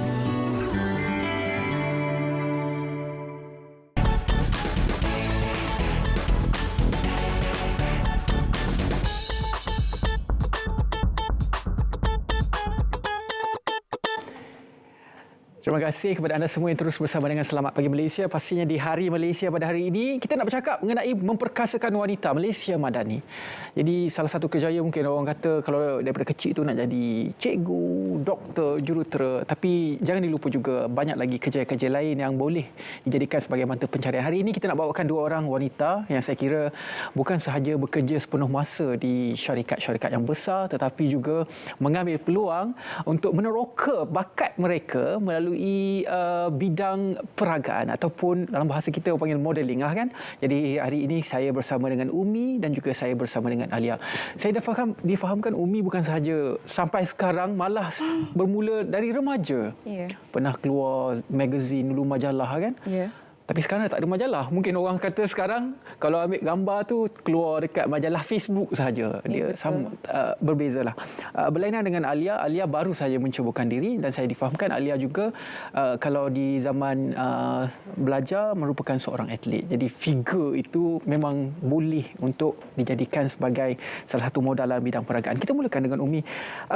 Bagaimana daripada awal Umi melihat perubahan dari segi karakter Umi sendiri apabila mencuburkan diri dalam bidang peragaan ini? Bermula daripada remaja, saya difahamkan tu? Ya, saya bermula daripada remaja sebenarnya dari kecil. Dari kecil lagi? Sebab waktu tu sepupu saya dia bekerja sebagai wartawan. Jadi dia minta bantuanlah untuk memperbajukan kanak-kanak untuk sebuah majalah. Jadi bermula pada situ. Kemudian masuk ke college, saya mula untuk pergi casting. Cuba untuk memberanikan diri untuk waktu tu untuk menjadi model sangat minat yang disebabkan minat. Jadi bermula dari situ saya karakter saya mula belajar untuk lebih berkeyakinan tinggi, lebih pandai bercakap, bergaul. Ini shot siapa ni? Ini Alia ataupun Umi? Ini saya Umi. Oh, Umi. Ini dia. Ya. Oh, ini karakter yang dibawa. Macam mana Umi menterjemahkan karakter apabila seorang art director ataupun fotografer itu minta, okey Umi saya nak macam ni, Umi saya nak macam ni. Umi menterjemahkan macam mana? Sebab ada orang dia bila depan kamera, dia jadi lain terus, keras kan. Umi macam mana Umi? Betul. Sebab saya tengok kepada produk yang saya akan memperagakan atau saya akan memasarkan. Jadi pada waktu tersebut kalau mereka minta saya memakai sebagai contoh pakaian tradisional iaitu sari dan juga jadi saya bayangkan saya dalam filem Bollywood. Contoh kalau baju tradisional sebagai contoh ni saya kena buat kajian dulu bagaimana watakan wanita tersebut dalam pakaian tersebut. Jadi pada modeling ni bukan sahaja kita depan kamera dan terus tangkap gambar, kita kena buat study dulu karakter kita sebelum kita keluar untuk tangkap gambar lah. Lebih orang kata daripada kecil sampai ke kalau kita gambar-gambar ni dah kata talent senior lah model senior Umi Okey, kita pergi kepada Alia pula. Alia baru saja. Macam mana Alia termasuk dalam karier ini secara termasuk ya. Atau tak sengaja? Okay. Terjerumus. Memang saya sengaja. Okey, sebelum ni saya memang saya seseorang yang suka invest masa dan juga tenaga saya dalam pengalaman dan juga mempelajari skill baru sebab saya lebih banyak fokus pada character building dan benda-benda macam tu. Lama kelamaan saya dah banyak bidang yang saya cuba seperti sukan dan juga art, seni. Saya rasa sampai satu masa saya kurang confident pada penampilan luaran saya. Dan saya rasa di situ saya perlu cari jalan untuk overcome cara ini. So saya pun pada suatu hari saya memang dengan inisiatif sendiri, saya rasa modeling akan jadi baik untuk saya terokai. Dalam bidang modeling ini cabang ni banyak. Ada yang buat iklan, ada yang buat pentas peragaan, catwalk dan sebagainya. Kalau Alia bermula di mana? Adakah print photoshoot ataupun di pentas catwalk? Waktu saya mula-mula dulu, saya memang Google search untuk modeling audition. So, saya pun tengok semua link dan ARP Elite Model adalah salah satu agensi yang muncul awal-awal dan auditionnya juga sangat dekat waktu tu. Jadi, saya pergi untuk mencuba. Kami buat catwalk waktu tu dan saya lama-kelamaan saya join dan training diri saya sebagai seorang model. Jadi lama-lama saya pun jadi runway model dan saya mula terokai bidang komersial juga. Berapa lama dah sejak bermula sehingga ke hari ini? Berapa tahun? Saya baru mula tahun ni iaitu pada bulan Mac lepas. Oh, baru jadi lagi. Jadi baru 6 bulan. Banyak lagi untuk dieksplor. Ya, banyak lagi. Dunia ni luas dan juga industri ini besar kalau kita benar-benar tahu di mana jalan yang kita letaklah. Umi macam mana Umi merasakan apabila seorang wanita itu kan sudah pun berkejaya tetap kan ada gaji tetap tetapi perlu juga untuk kita lakukan sesuatu yang kita minat supaya kita boleh membina karakter itu sendiri Umi. Okey, bagi pendapat saya kita tidak boleh hadkan kita punya contohnya kalau kita dekat dalam kerjaya yang kita sedang lakukan, kita jangan hadkan kita punya minat dan sebagainya. Sebagai contoh, masa zaman COVID, saya mula melakukan pelbagai perkara waktu itu. Sebagai contoh, saya ambil saya punya lesen menyelam, saya belajar 4 bahasa, saya ambil balik degree saya. Jadi semua sebab saya nak mencapai cita-cita saya pada waktu tersebut.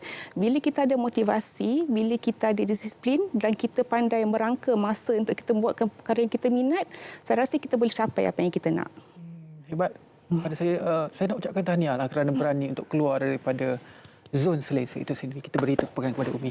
Alia pula masih lagi muda. Macam mana Alia membahagikan masa dengan kerja yang tetap dan juga sekarang dah ada minat modeling, mungkin ada job. Kadang-kadang job ni dipanggil pada waktu weekdays. Alia macam mana membahagikan masa? Ya, saya memang ada kerja tetap yang regular hours. Iaitu dari 8.30 hingga 5.30 hari-hari Isnin sampai Jumaat. Jadi memang kerja tetap Isnin sampai Jumaat fokus pada kerja saja. Jadi kalau saya keluar dari kerja, saya memang pastikan saya tidak sentuh dah kerja corporate saya. Dan kalau saya nak fokus pada aktiviti luar selain kerja, saya memang akan pastikan diri saya siapkan kerja saya pada waktu yang memang ditetapkan untuk bekerja. Kita kena buktikan dekat bos bahawa saya ada minat lain, bagi peluang saya dan saya kena habiskan kerja saya. Waktu kerja tu memang kena ada disiplin lah. Kena 100% fokus pada kerja supaya bila dah luar waktu kerja kita dapat buat apa yang kita minat dan fokus pada hobi, passion sendiri. Sebagai seorang model ataupun talent, dia ada kekuatan diri sendirilah kan. Alia di mana? Mungkin dalam catwalk tu mungkin ada, kalau Alia suka style ini ataupun bagaimana Alia? Apa kekuatan yang Alia rasakan? Kalau Alia berjalan sahaja dengan gaya ini, orang akan pandang Alia. Saya memang baru lagi, tapi setakat ni apa yang saya telah cuba, saya sangat confident dengan apa yang saya telah contribute pada industri ni. Saya banyak fokus pada catwalk dan baru-baru ini saya telah memasuki komersial untuk Honda dan itu sesuatu yang sangat baru bagi saya. Tetapi ia adalah pengalaman sangat bermakna. Tahniah. Ya. Kalau catwalk tu gaya apa? Kan ada orang suka pakai baju tradisional, ada suka moden. Alia? Catwalk yang saya pernah buat sebelum ini memang kami ada banyak designer dan kita tak fokus pada satu saja jenis tema. Kita ada banyak-banyak designer yang kita akan tukar baju, tukar salin pakaian banyak kali dan kebolehan itulah. Kita fokus pada versatility seorang model lah. Wow, hebat. Okey, Umi. Apa Umi rasa beza antara Umi pernah buat print advertisement kan dekat majalah dahulu dengan apabila diberi peluang untuk catwalk? Perbezaan macam mana? Perasaan dia. Apabila kita catwalk, bila kita berjalan dekat atas, kita waktu tu kita sebagai live, kita siaran langsung. Jadi kita sentiasa kita kena keep compose untuk contohnya masa-masa di training dengan ARP Elite Model. Jadi walaupun kita sebagai live, kita kena ada karakter sebagai seorang yang confident. Kalau di print pula, kita boleh tengok kita punya hasil kerja. Okey, kita gaya macam ni okey tak? Kita gaya macam ni okey tak? Jadi kita boleh betulkan kat situ. Tapi semasa kita live, kita pakai kasut tinggi, kita tahu orang pandang kita. Jadi kita kena kuat waktu tu, kita kena keep our compose. Satu nak handle audience lah. Betul. Tengok, ambil gambar, video dan sebagainya. Macam mana pula untuk handle team di belakang stage? Makeup artist, stylist, designer. Kadang-kadang apa yang dia orang nak tu mungkin dia tak puas hati dengan model, tak sampai apa yang dia nak. Macam mana korang berkomunikasi, anda berkomunikasi di belakang stage? Okey, sebagai model kita kena faham yang kita hanya sebagai canvas. Jadi makeup artist dan juga pereka pakaian akan pakaikan kita baju tersebut ialah mereka punya work of art. Jadi walaupun kita rasa yang makeup itu tak sesuai, rambut pun tak sesuai, baju tak sesuai, tapi kita kena peragakan pakaian tersebut macam ia adalah benda yang paling berharga sangat-sangat. Sebab kita punya job, kita kena marketkan produk tersebut. Kita kena merasakan diri kita sebagai mannequin. Yes. Kita pula, anda kena merasakan diri anda sebagai mannequin. Kalau saya kat situ, mungkin saya ni macam batang balak lah. Letak apa pun tak cantik. Alia, boleh belajar dengan kami. Itulah. Tapi saya tak cukup tinggi. Ada ketinggian mempengaruhi ataupun tidak dalam catwalk? Alia? Kalau dari segi agensi saya sendiri, ARP, modeling kami memang fokus pada diversity. Jadi sebab tu nampak banyak plus size model dan juga model yang tingginya tak berapa tinggi. Sebab katik kami lah. mau Masa kita katik. Ya, kita mau promote lebih orang untuk, sebab modeling ni bukan hanya pada rupa saja, tapi ia juga dari segi karakter. Jadi itu yang kita cuba nak fokuskan pada industri sekarang. Lebih real lah bila kita jual baju tu kan. Kalau model tu rendah tu macam Malaysia kan. Ya, tingginya ikut 100, memang badan Malaysia. Kalau perempuan 150 kan, puraturnya kan. Lebih real lah kalau kita tengok tu, tinggi dia macam ni, so kita boleh beli. Kalau dulu semua tinggi model lampai, tinggi lampai 170, 180. Jadi kita beli dekat gambar cantik, sampai kat kita kenapa macam ni kan? Sebab tu kita nak bagi efek realistik pada audience.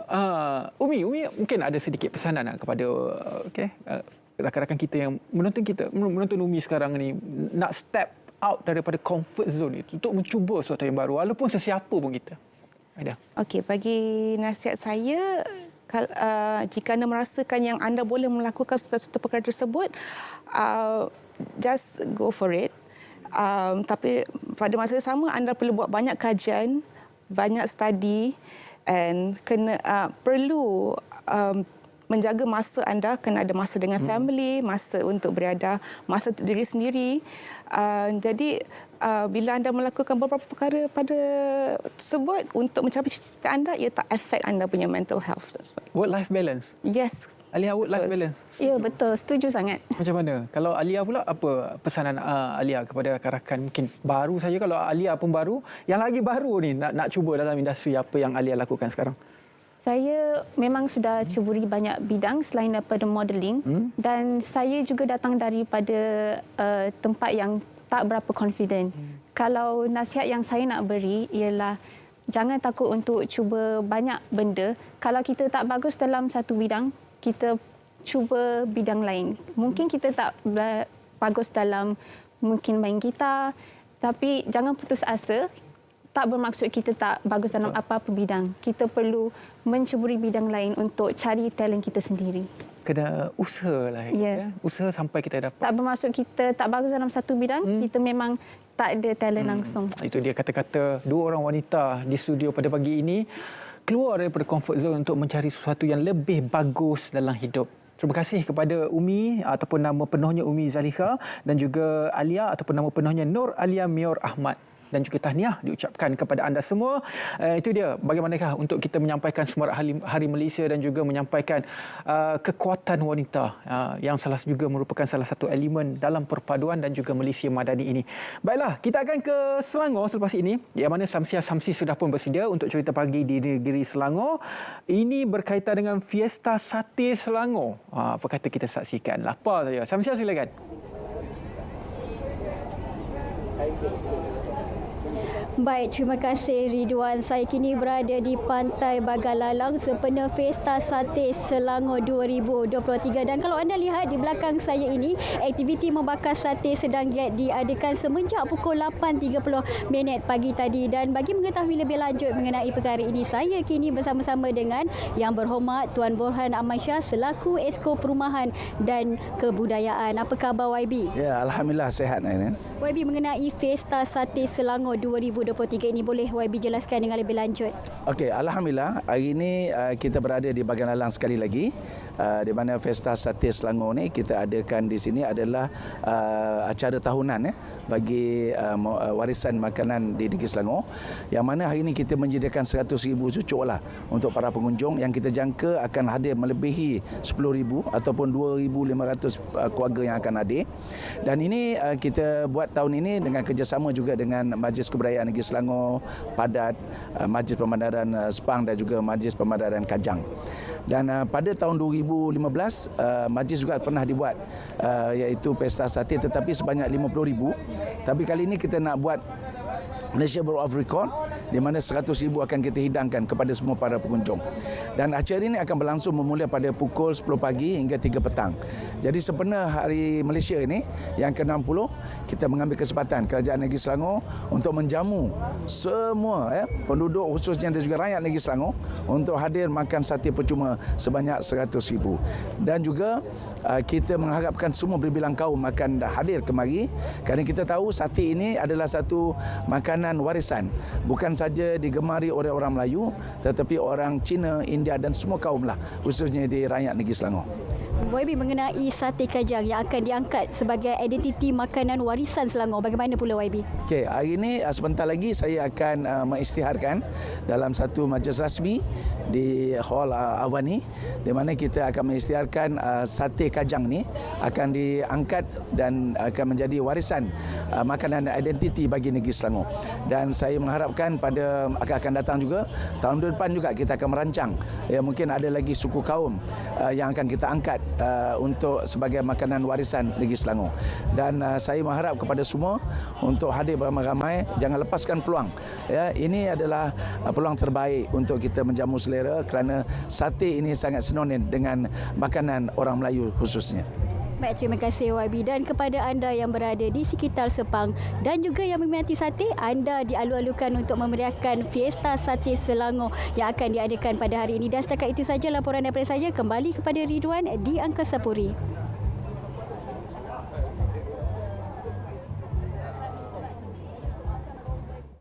Terima kasih banyak-banyak Samsia Samsi, Fiesta Sate di negeri Selangor. Daripada Selangor kita nak ke Sarawak untuk kita mengetahui apakah persiapan untuk sambutan Hari Malaysia pada malam ini. Jadi Fazril sudah pun bersedia bersama dengan tetamunya Encik Ladoh AK Mejus, iaitu pengarah Arkib Negara Malaysia Negeri Sarawak di Stadium Perpaduan Kuching Sarawak. Fazril, silakan. Alright.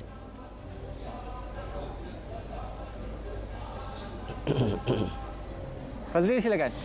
Terima kasih rakan penyampai di Angkasa Puri. Sekarang saya berada di Stadium Perpaduan Petrajaya Kuching Sarawak sempena sambutan Hari Malaysia 2023 peringkat kebangsaan. Dalam beberapa jam saja lagi, sambutan Hari Malaysia akan diadakan, akan bermula secara rasminya dengan ketibaan pemangku tuan yang terutama yang di-Pertua Negeri Sarawak. Dan sekarang ini persiapan sudah pun berada di fasa akhir dan mereka yang pengunjung-pengunjung yang hadir di sini juga selain dapat ke gerai-gerai pameran daripada usahawan-usahawan tempatan, dapat juga datang ke pameran yang disediakan oleh Jabatan Arkib Negara di sini. Dan untuk kita ketahui mengenai pameran ini, bersama-sama dengan saya pada pagi ini ialah Tuan Ladoh Anak Mejus, pengarah Arkib Negara Negeri Sarawak. Apa khabar Tuan? Silakan. Ya. Baik, saya lihat pameran di sini cukup menarik ya. Sesiapa yang datang ke sini berpeluang untuk menelusuri sejarah penubuhan negara Malaysia. Boleh Tuan kongsikan dulu apa peranan Arkib Negara dalam sambutan Hari Malaysia kali ini Tuan? Silakan. Selamat pagi, salam sejahtera, salam Malaysia Madani, salam Arkib Intipati pada masa. Dan kami daripada Arkib Negara Malaysia telah dipertanggungjawabkan ya untuk mempamerkan bahan-bahan yang memperlihalkan tentang Hari Malaysia itu sendiri ya, iaitu selepas penubuhan Malaysia, apakah situasi 60 tahun ni, apa yang kita laksanakan ya, sebab dia ada cerita hal-hal yang berkaitan dengan perpaduan terutama sekali. Ya, sebab itulah kita nak menceritakan tentang perpaduan dalam kepelbagaian sempena dengan Hari Malaysia ni. Dia seperti tema kita, tekad perpaduan penuhi harapan. Dan saya tertarik juga di dalam antara pameran-pameran yang terdapat di sini ada juga QR code yang boleh kita imbas tu. Apa yang terdapat di dalam QR code tu jika diimbas oleh pengunjung nanti? Okey, dia antara bahan yang kita buat QR code ialah buku kecil ya, yang terutama sekali dia memperlihalkan mengenai Hari Malaysia dan juga bagaimana Hari Malaysia itu sendiri wujud ya, ataupun menjadi sebuah negara Malaysia ya, ciri sejarah-sejarah dia. So tuan-tuan boleh imbas dari segi beberapa QR lah ya, seperti di belakang nanti ya, akan di-share oleh pihak TV ya, dan juga penubuhan Malaysia itu sendiri. Dan selain pada itu juga kita kongsikan juga tentang kalau tuan-tuan puan yang nak melawat ke memorial, iaitu institusi Perdana Menteri lah yang dalam jagaan kami, iaitu e-negarawan lah.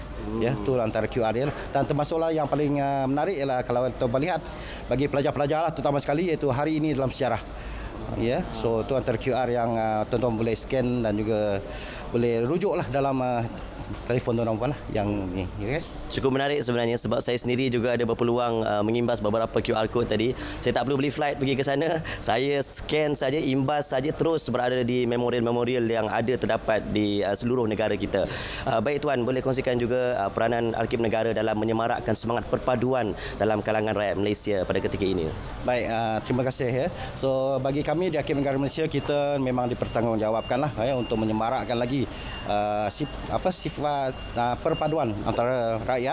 Dan selalunya kita ada program Citra Merdeka ya, di mana kita pergi kepada peringkat sekolah ya, sekolah rendah, sekolah menengah, dan juga kepada komuniti ya, di mana kita akan mengadakan bicara ya, kita akan adakan kolokvial yang berkaitan dengan Hari Malaysia itu sendiri dan juga kemerdekaan. Contohnya kita dengan sekolah, saya baru ni kita ada melaksanakan itu bicara tentang ancaman komunis ya, sebab benda ni kena diperihalkanlah kepada masyarakat lah, untuk memastikan mereka faham dan juga jelas ya, apakah ancaman-ancaman ini yang menjejas kepada perpaduan negara.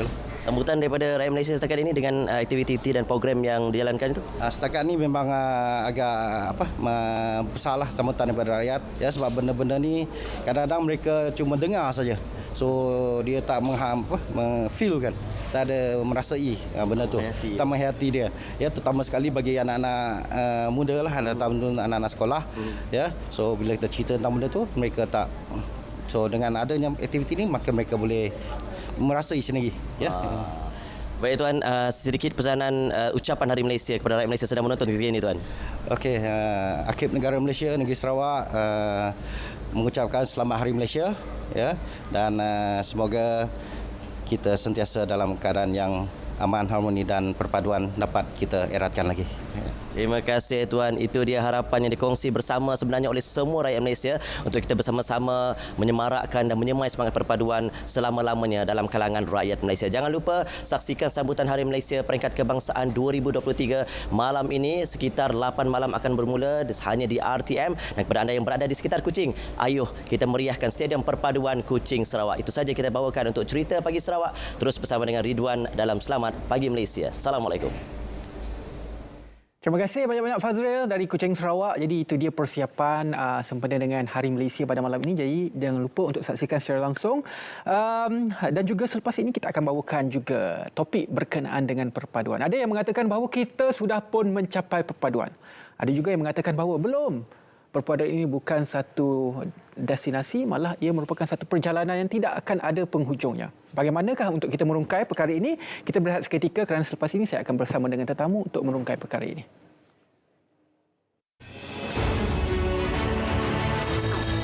Pembangunan wilayah Sabah dan Sarawak akan terus diberikan tumpuan. Kerajaan telah membuktikan komitmennya untuk menangani isu berbangkit daripada Perjanjian Malaysia 1963 MACC3. Antara komitmen yang diterjemahkan termasuk pelonggaran peraturan perolehan dan penyerahan kuasa kawal selia gas kepada Kerajaan Negeri Sabah pada Januari 2023. Sementara penyerahan kuasa kawal selia elektrik dijangka dapat ditamatkan menjelang Januari 2024. Melalui penyerahan kuasa ini, Kerajaan Negeri Sabah memiliki wewenang untuk mengawal selia bekalan gas dan elektrik berdasarkan kepentingan negeri Sabah.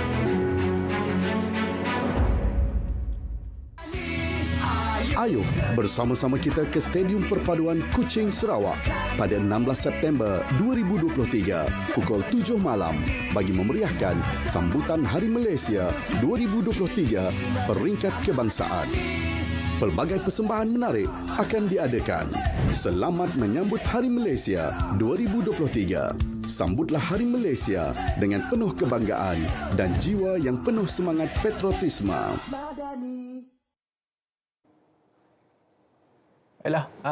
Kita teruskan lagi. Tadi saya cakap tentang perpaduan. Ada kata kita dah capai perpaduan, ada yang kata tak, kerana perpaduan ini merupakan satu proses yang tidak akan terhenti. Kita akan sentiasa berusaha untuk mencari yang terbaik. Apakah definisi perpaduan itu sendiri? Ya, betul. Kerana cabaran setiap kali ada berbeza, dan bagaimana untuk kita pastikan adanya penyatuan itu apabila era itu bertukar-tukar dan juga berubah. Jadi kerana itulah disifatkan sebagai perpaduan sebuah proses, bukan destinasi. Kerana itu nak bincangkan perkara ini bersama dengan tetamu kita pada waktu ini. Kita bersama dengan Profesor Madya Dr. Rosmiza Mokhtar, iaitu Dekan Kolej Pendidikan Berterusan Universiti Tenaga Nasional. Selamat datang, selamat pagi Malaysia, Doktor. Selamat Hari Malaysia. Ya, selamat Hari Malaysia juga. Itulah kata perpaduan ini. Ada macam saya cakap tadi, ada orang kata kita dah capai sebab kita dah merdeka, lepas tu kita dah bentuk negara Malaysia, lepas tu kita, kalau kita tengok setiap tahun kita sambut bulan kemerdekaan dan juga hari kemerdekaan, itulah perpaduan. Tapi ya, macam kita kata, ini merupakan satu proses. Macam mana tu, Doktor? Ya, betul, sebab saya sangat setuju dengan kenyataan macam tu, sebab dia perpaduan ni bukannya sesuatu yang kita boleh capai dalam masa satu hari saja. Ia perlu dipupuk, perlu disemai dalam jiwa sanubari masyarakat kita, terutamanya daripada peringkat muda lagi. Dan perpaduan ini sebenarnya adalah sesuatu yang perlu kita amalkan sepanjang masa supaya dia tak hilang daripada masyarakat. Dan kalau kita pergi di sekolah-sekolah rendah, sekolah-sekolah menengah, di institusi pengajian tinggi atau malah di tempat kerja pun, perkataan perpaduan tu kita selalu perkatakan. So bila kita selalu perkatakan, selalu dengar, so perkara tu dia akan tersemak dalam jiwa dan sanubari kita. So macam di sekolah-sekolah, pelajar-pelajar mengikuti mata pelajaran sejarah, kan. So perkara-perkara ni, perpaduan ni diasah daripada muda dan melalui proses sampai perpaduan tu menjadi satu sebati dalam jiwa masyarakat. kita. Okey, itulah kata sesuai juga dengan apa yang diangkat, tema yang kita ulang berkali-kali juga dekat perpaduan penuhi harapan. Ia sesuai sebenarnya dalam konteks kita ni masyarakat majmuk di Malaysia. Dan kalau kita melihat juga dari segi aspek pemahaman kita berkaitan dengan bagaimana perpaduan tu sebuah proses bukan destinasi. Jadi ia perlukan satu dinamika yang tersendiri. Jadi pada khidmat Prof sendiri, kenapa sebenarnya perlunya bagi apa yang kita nak cuba sampaikan ini dilaksanakan oleh setiap individu tu sepanjang masa, bukan hanya berhenti setakat apa dan selesa dengan apa yang ada. Okay, saya setuju juga dengan kita kaitkan perpaduan tu dengan pembelajaran sepanjang hayat. Okey, saya boleh kaitkan dengan Malaysian Qualification Framework 2.0 yang mana kita nak memupuk domain efektif dalam kalangan pelajar kita dari segi perasaan, emosi dan sikap individu. So saya boleh ambil contohlah, kalau di institusi pengajian tinggi, contohnya saya ambil Kolej Pendidikan Berterusan di Universiti Tenaga Nasional, kita menawarkan mata pelajaran yang boleh membawa kepada perpaduan di kalangan pelajar seperti penghayatan etika dan peradaban, falsafah isu semasa yang mana kita menekankan tentang falsafah pendidikan negara dan juga rukun negara. Dan kita menawarkan juga mata pelajaran seperti comparative religion, di mana kita nak pelajar-pelajar kita cakna dengan kepelbagaian agama kan yang terdapat di Malaysia ni. Dan juga kita juga mahu pelajar kita lebih dekat dengan komuniti dan juga masyarakat setempat melalui mata pelajaran CSR, yang mana aktiviti CSR ini dijalankan oleh pelajar-pelajar di institusi pengajian tinggi yang pelbagai bangsa. Okey, dan selain daripada itu juga kita boleh kaitkan dengan aktiviti kurikulum. Aktiviti kurikulum juga mampu menerapkan nilai-nilai perpaduan dalam kalangan pelajar. Di Unitan sendiri kita ada USDIK, platform yang untuk pelajar menjalankan aktiviti pelajar. Kita ada skoran dan kita juga mahu pelajar kita sampai ke tahap yang excel, di mana kita ada proses kerangka aktiviti pelajar. Kita ada Ignite, di mana pelajar bermula dengan involve, lepas tu dia grow, lepas tu dia nurture, lepas tu kita innovate, lepas tu pelajar transform dan akhirnya pelajar excel. So sebagaimana yang kita tahu, dia satu proses. So perpaduan juga sebegitu, dia kena bermula daripada bawah sampailah ke peringkat yang lebih tinggi. Kalau kita lihat, itu merupakan strategi dalam pendidikan formal, khususnya di Unitan. Dan saya yakin bukan saja di Unitan, malah di sekolah ada, di IPT lain juga ada pendidikan formal sebegitu, kerana itu merupakan satu tanggungjawab aspek pendidikan untuk membentuk perpaduan. Jadi aspek pendidikan tidak formal ini pula bagaimana? Kerana sekarang di zaman teknologi, masyarakat lebih banyak menghadap telefon, maklumat senang untuk dapat di hujung jari dan sebagainya. Mereka senang terpengaruh dengan anasi-anasi luar. Budak sekarang lagi fasih bercakap Indonesia kadang-kadang. Dia lebih tahu semangka tu apa berbanding kita. Semangka apa? Tahu tak ni? Tembikai. Tembikai. Okey. Maksudnya anasi-anasi begitu dari aspek pendidikan tidak formal bagaimana? Okey, kalau dari segi pendidikan tidak formal tu, saya lihat kalau pelajar dia generasi sekarang ni lebih kepada media sosial. Tapi kita perlu ada rasa tanggungjawab lah bila kita menggunakan media sosial. Kita perlu ada rasa tanggungjawab sebab sekarang ni semakin pesat lah teks ke video ke ditularkan, diwawarkan, dan lebih nampak kepada sisi negatif media sosial tu. So adalah sangat penting bagi pengguna media sosial ni supaya lebih rasa bertanggungjawab, menyemak sama ada berita tu palsu ataupun benar sebelum dia berkongsi. Dan kalau dia membaca ke ataupun mendapat info daripada dia, kena pastikan info tu adalah info yang betul. Dari segi macam penguat kuasa juga perlu menguatkuasakan undang-undang lah bila ada anasir-anasir yang cuba memecah belahkan masyarakat menerusi media sosial ni. Ya, apa yang disebut Prof tadi harus dijadikan sebagai satu amalan dan juga budaya dalam kalangan masyarakat kita yang kita punya pelbagai cabaran di media sosial. Tapi kalau kita berbalik kepada apa yang disebut sebagai Ignite tadi kan, singkatannya di situ. Mana kalau kita ambil perkataan Ignite sendiri adalah merupakan satu cetusan kepada idea yang kreatif, satu solusi yang baru, konsep yang baru, dan akhirnya akan mencetuskan kepada satu lagi perkara iaitu brainstorming dan perkara yang berterusan perlu difikirkan. Jadi konsep ini boleh juga disamakan dengan galakan pembelajaran sepanjang hayat. Jadi bagaimana Prof melihat persamaan ini, dan mungkin ada strategi yang sama yang boleh digunakan bagi mencapai perpaduan. Mungkin kita perlu brainstorming selalu untuk pastikan apa yang boleh kita lakukan, next apa. So, perkara ni kalau kita nak buat pembelajaran sepanjang hayat, dia ada yang formal, ada yang tidak formal lah. Yang kalau formal di universiti, di sekolah-sekolah, dan yang formal biasanya kalau dia grow daripada sekolah secara formal. Kalau yang tak formal tu mungkin daripada core curriculum, aktiviti pelajar yang seperti yang Unit 10 buat itulah, skoran, Ignite, semua tu. Okey, dan selain daripada itu saya nampak boleh juga kita terapkan juga pembelajaran melalui rukun negara. Sebab kalau kita bersatu padu, sebab masyarakat di Malaysia ni ada satu identiti nasional, iaitu salah satunya adalah rukun negara. Kan kita bersatu, kita mengamalkan satu prinsip yang sama, iaitu rukun negara. Kalau kita dapat masyarakat Malaysia menghayati rukun negara tu, kita boleh membawa kepelbagaian kita dalam bersatu padu. Dan satu lagi yang saya nampak program-program yang dijalankan oleh kerajaan, kan di bawah kementerian, contohnya Kementerian Perpaduan Negara. So baru-baru ni saya rasa kalau tak silap saya pada bulan Mei yang lepas kita ada Kembara Perpaduan Negara 2023 yang dijalankan oleh Kementerian Perpaduan Malaysia. So di situ juga satu perkara yang bagus, sebab pelbagai lapisan masyarakat daripada muda sampailah ke dewasa dapat sama-sama menyertai program itu. Adalah program yang tidak formal. So di situ kita dapat mendedahkan kepada masyarakat kita tentang perpaduan. Okey, dan satu lagi kita nampak yang kerajaan Malaysia memang seriuslah dengan perpaduan ini, sampai kita ada dasar perpaduan negara, kita ada blueprint perpaduan negara, kita ada tindakan perpaduan negara dan sebagainya. Jadi itu langkah yang diambil oleh kerajaan sejak dahulu lagi sampailah sekarang. Namun cabaran-cabaran itu pasti ada. Kalau dulu cabarannya banyak berbentuk fizikal. Kalau kita ingat lagi tragedi Kampung Rawa, tragedi Kampung Medan, itu semua adalah tragedi-tragedi yang menggambarkan perpecahan kaum pada ketika itu. Tapi sekarang sudah tidak ada. Alhamdulillah. Itu yang kita mahukan.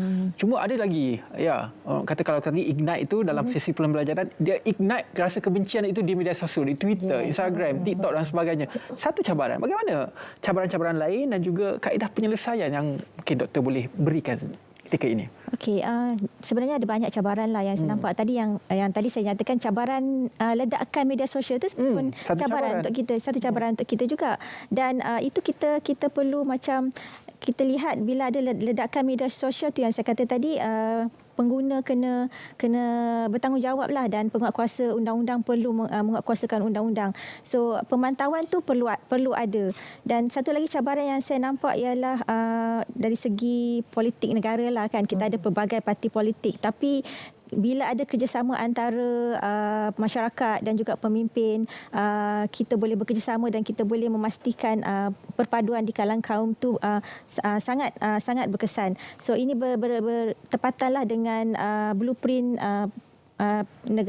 perpaduan negara, di mana kita memperkasakan pemimpin sebagai pemangkin perpaduan, dan juga kita memperkasakan nilai-nilai yang terdapat dalam institusi kekeluargaan dan juga komuniti. Okey, baik. Dan masa yang sama juga kalau kita melihat kepada peranan pemimpin tu sangat penting, ya. Bukan sahaja untuk menjadi seorang yang tegas dalam melaksanakan sesuatu dasar dan sebagainya, tetapi memiliki orang bawahan yang boleh mengikut ataupun mempunyai visi yang lebih kurang sama. Ada satu perkara yang bukan mudah, ya. Apatah lagi kita mempunyai pelbagai latar belakang dan punya pandangan kita yang tersendiri. Jadi bagaimana untuk kita memanai perpaduan itu sendiri, ya? Sebab nak mencari makna, pengertian bukanlah satu perkara yang mudah, dan kita mempunyai perspektif yang tersendiri. Jadi bagaimana kita boleh lakukan dan sama-sama kita berjuang ke arah yang satu untuk perpaduan? Okey, Itu memang kita bermula dengan kita punya pemimpin lah. Memang pemimpin sebagai pemangkin kepada perpaduan. Kalau biasanya masyarakat dilihat kepada pemimpin. Kalau pemimpin salah, kita pun ikut salah. Kalau pemimpin ke jalan yang betul, kita pun ikut. Sebab kita pemimpin masing-masing ada pengikut masing-masing. So, pemimpin itu memainkan peranan yang penting lah untuk menjadi nakhoda kepada masyarakat setempat ke ataupun sesebuah negara ataupun sesebuah negara.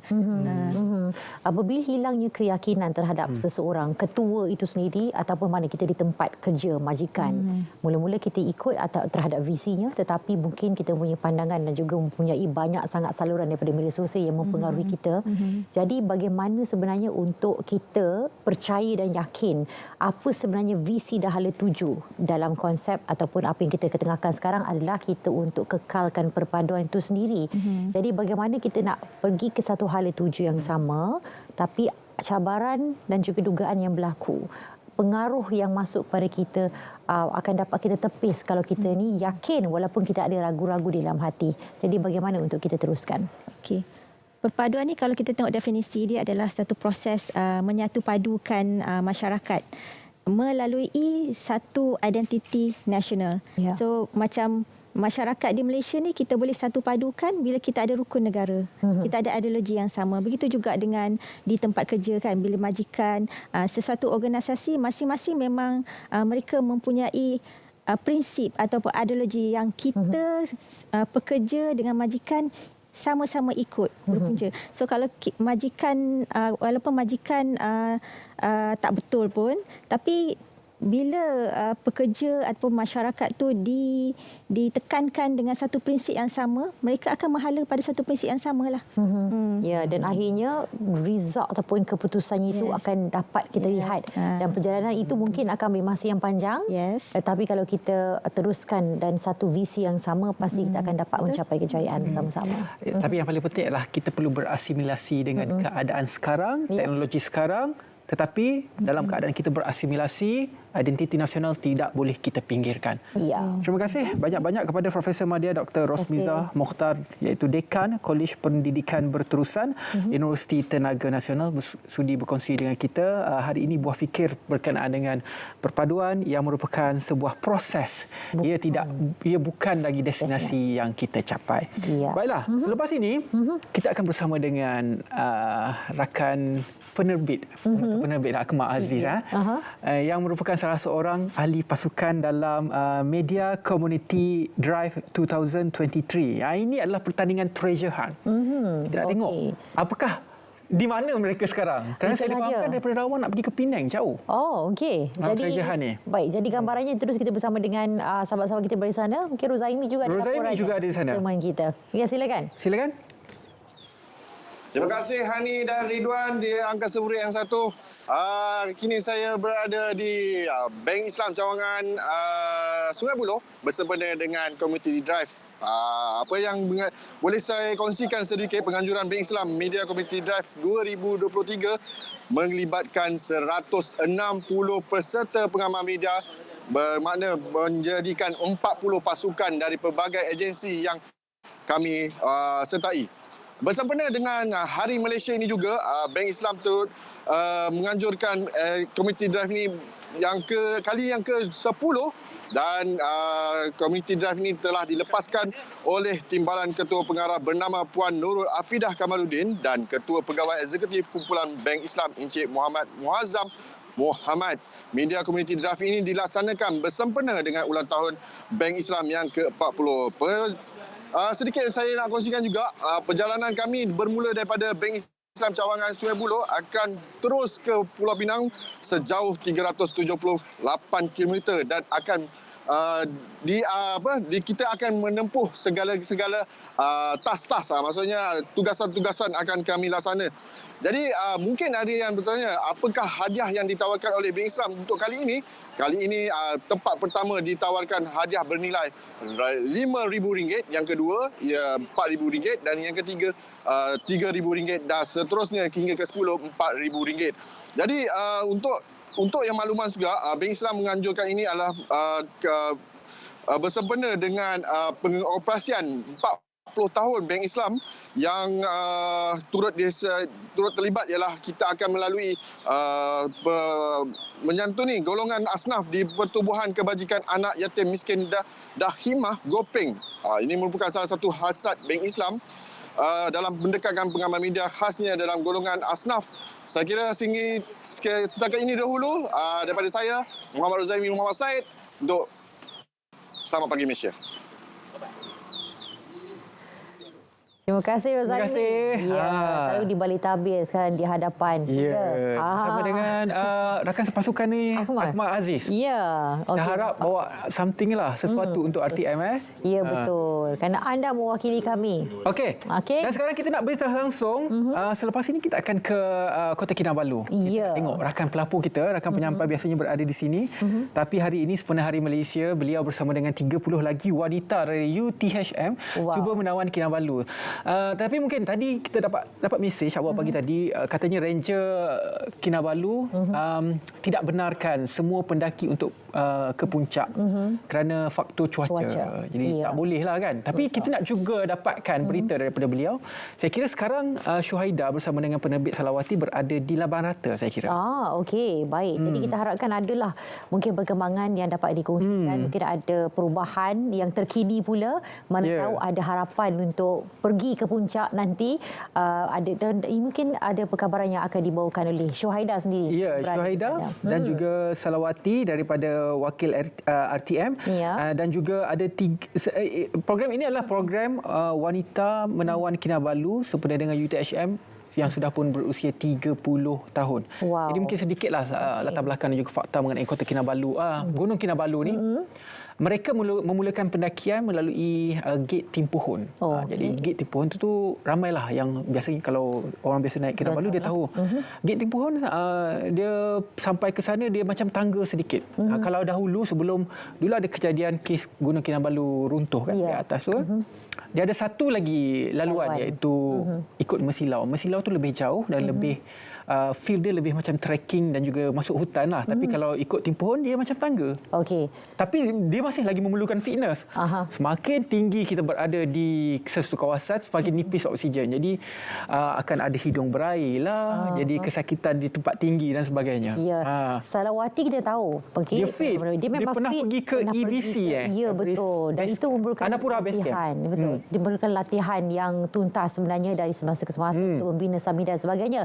Macam Syuhaida Arifin, dia tahu dia sibuk dengan kerjaya. Di masa latihan yang dia buat tu. Itulah. Tapi dia kata, bila saya sembang dengan dia kan, dia kata, I dah pergi training. Dah pergi training. Banyak kali dah pergi training. Saya kira beliau juga tak ada masalah lah sampai. Sebab semalam ada juga di post, ada selfie tengah makan dekat Laman Rata, masih lagi tersenyum. Masih lagi tersenyum, Alhamdulillah. Jadi harapnya hari ini begitu juga. Dan semoga sampai ke puncak lah. Dan kita tahu apa agaknya perkabaran yang akan dibawakan terus dari lokasi pada waktu ini. Adakah sudah bersedia sebenarnya? Kalau belum bersedia, saya juga nak kongsikan kalau nak naik Kinabalu, nak sampai ke puncak daripada bawah gate Timpuhun tu sampai ke Laban Rata, dia ada cut off time dia. Kalau tak sampai waktu cut off time dia, seingat saya kalau silap nanti Syuhaida mungkin boleh betulkan, seingat saya pukul 5 petang. Maksudnya kalau kita bermula 8 pagi tak sampai dekat Laban Rata pada pukul 5 petang, kita tidak dibenarkan naik ke atas. Sebab ada sebab tak? Ada sebab. Maksudnya dia tak fit lah. Dekat atas makin nipis oksigen, makin dia tak fit ke atas. Baik. Pendakian ke atas akan bermula seawal jam 2 pagi. Dia akan ada lagi cut off time dia, iaitu di sayat-sayat. Di sayat-sayat itu saya tak pasti berapa masa dia, tapi kalau tak lepas pada waktu ketika di sayat-sayat itu tidak boleh naik lagi ke atas. Itu indikatornya sebenarnya. Jadi banyak proses-proses. Jadi latihan memang diperlukan untuk naik ke Kinabalu ni. Itulah stamina kena kuat. Saya pernah naik pada tahun 2012 dahulu. Sampai ke atas. Alhamdulillah sampai. Saya melalui Mesilau, turun ikut Timpuhun. Mesilau laluannya lebih panjang, adakah lebih mencabar? Yang nak lagi mencabar daripada Laban Rata nak naik ke atas ikut Via Ferrata, iaitu menggunakan laluan yang lebih berbatu, lebih mencabar. Baik. Yang macam bergantung-gantung itulah. Bagi mereka yang dah biasa ke sana, mereka akan lalu semua jalan sebab nak tahu, nak rasa pengalaman. Ya, dia akan cubalah semua benda. Dah lalu jalan ni, nak lalu jalan ni, nak lalu jalan ni. Tapi lagi best kalau tak pakai porter. Pakai maling gunung nak bawa beg. Boleh. Hani kena cuba bawa beg sendiri. Bawa beg sendiri. Saya rasa mungkin saya terpaksa pakai porter juga. Okey, apa pun pengalaman yang pastinya lain daripada lain untuk cabar diri anda. Mungkin boleh dalam sebahagian daripada bucket list anda. Jangan tunggu lama-lama lah. Kalau ada dalam impian tu, segeralah lakukan. Okey. Kita masih lagi cuba menghubungi Syahidah dan juga Salawati. Kita berehat seketika. Selepas ini kita bersama dengan mereka.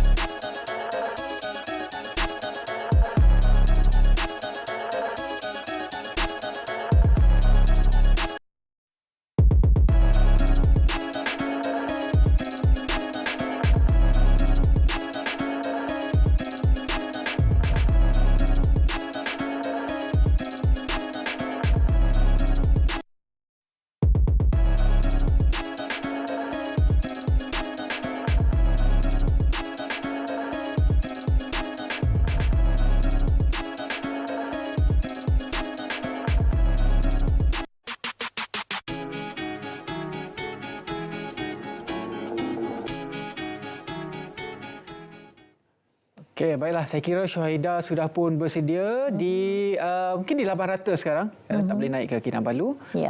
Kalau sudah pun bersedia, kita bersama dengan Syahidah sekarang. Silakan Syahidah.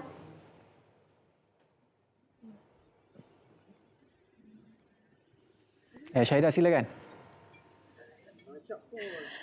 Okey, baik. Terima kasih Ridwan dan Hani. Saya kini bersama secara langsung dari ketinggian 3,272 meter dari aras laut.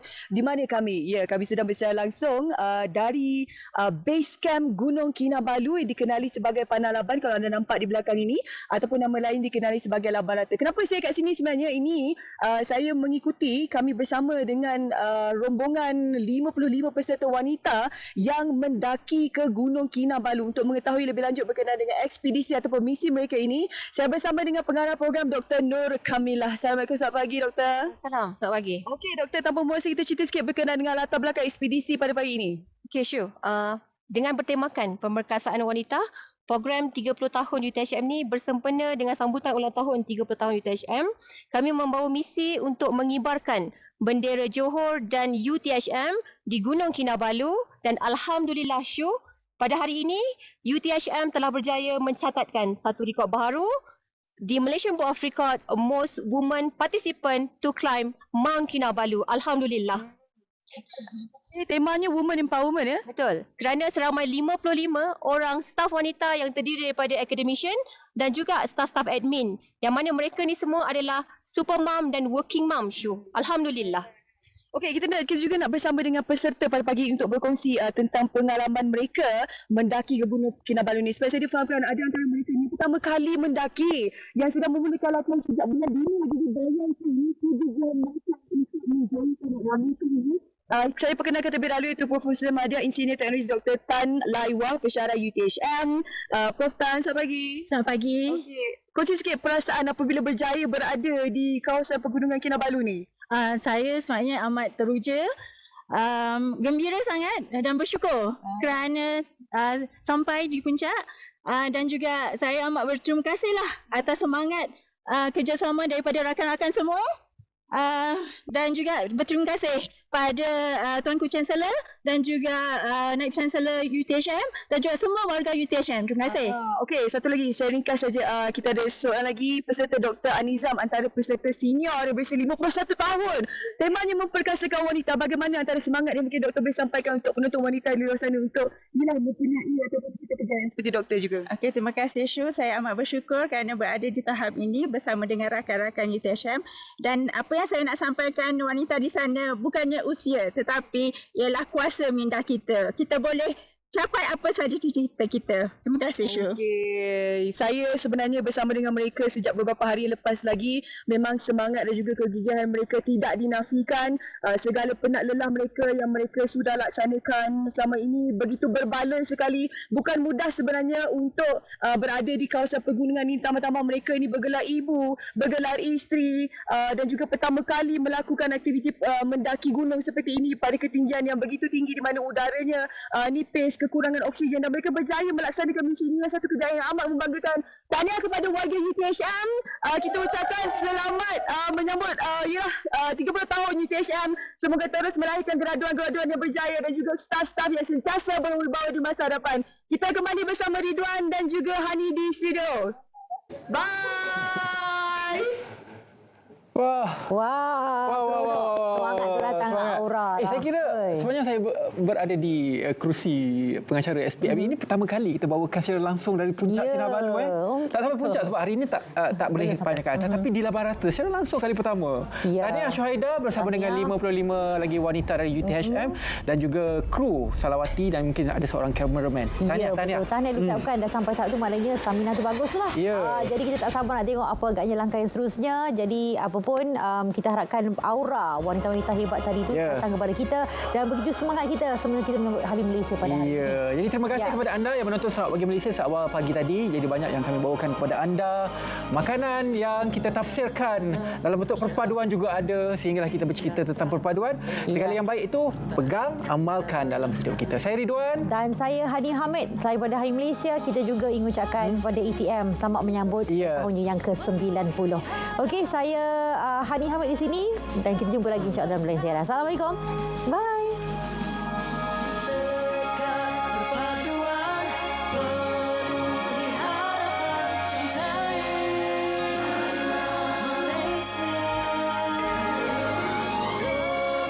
Malaysia, laukan bersama.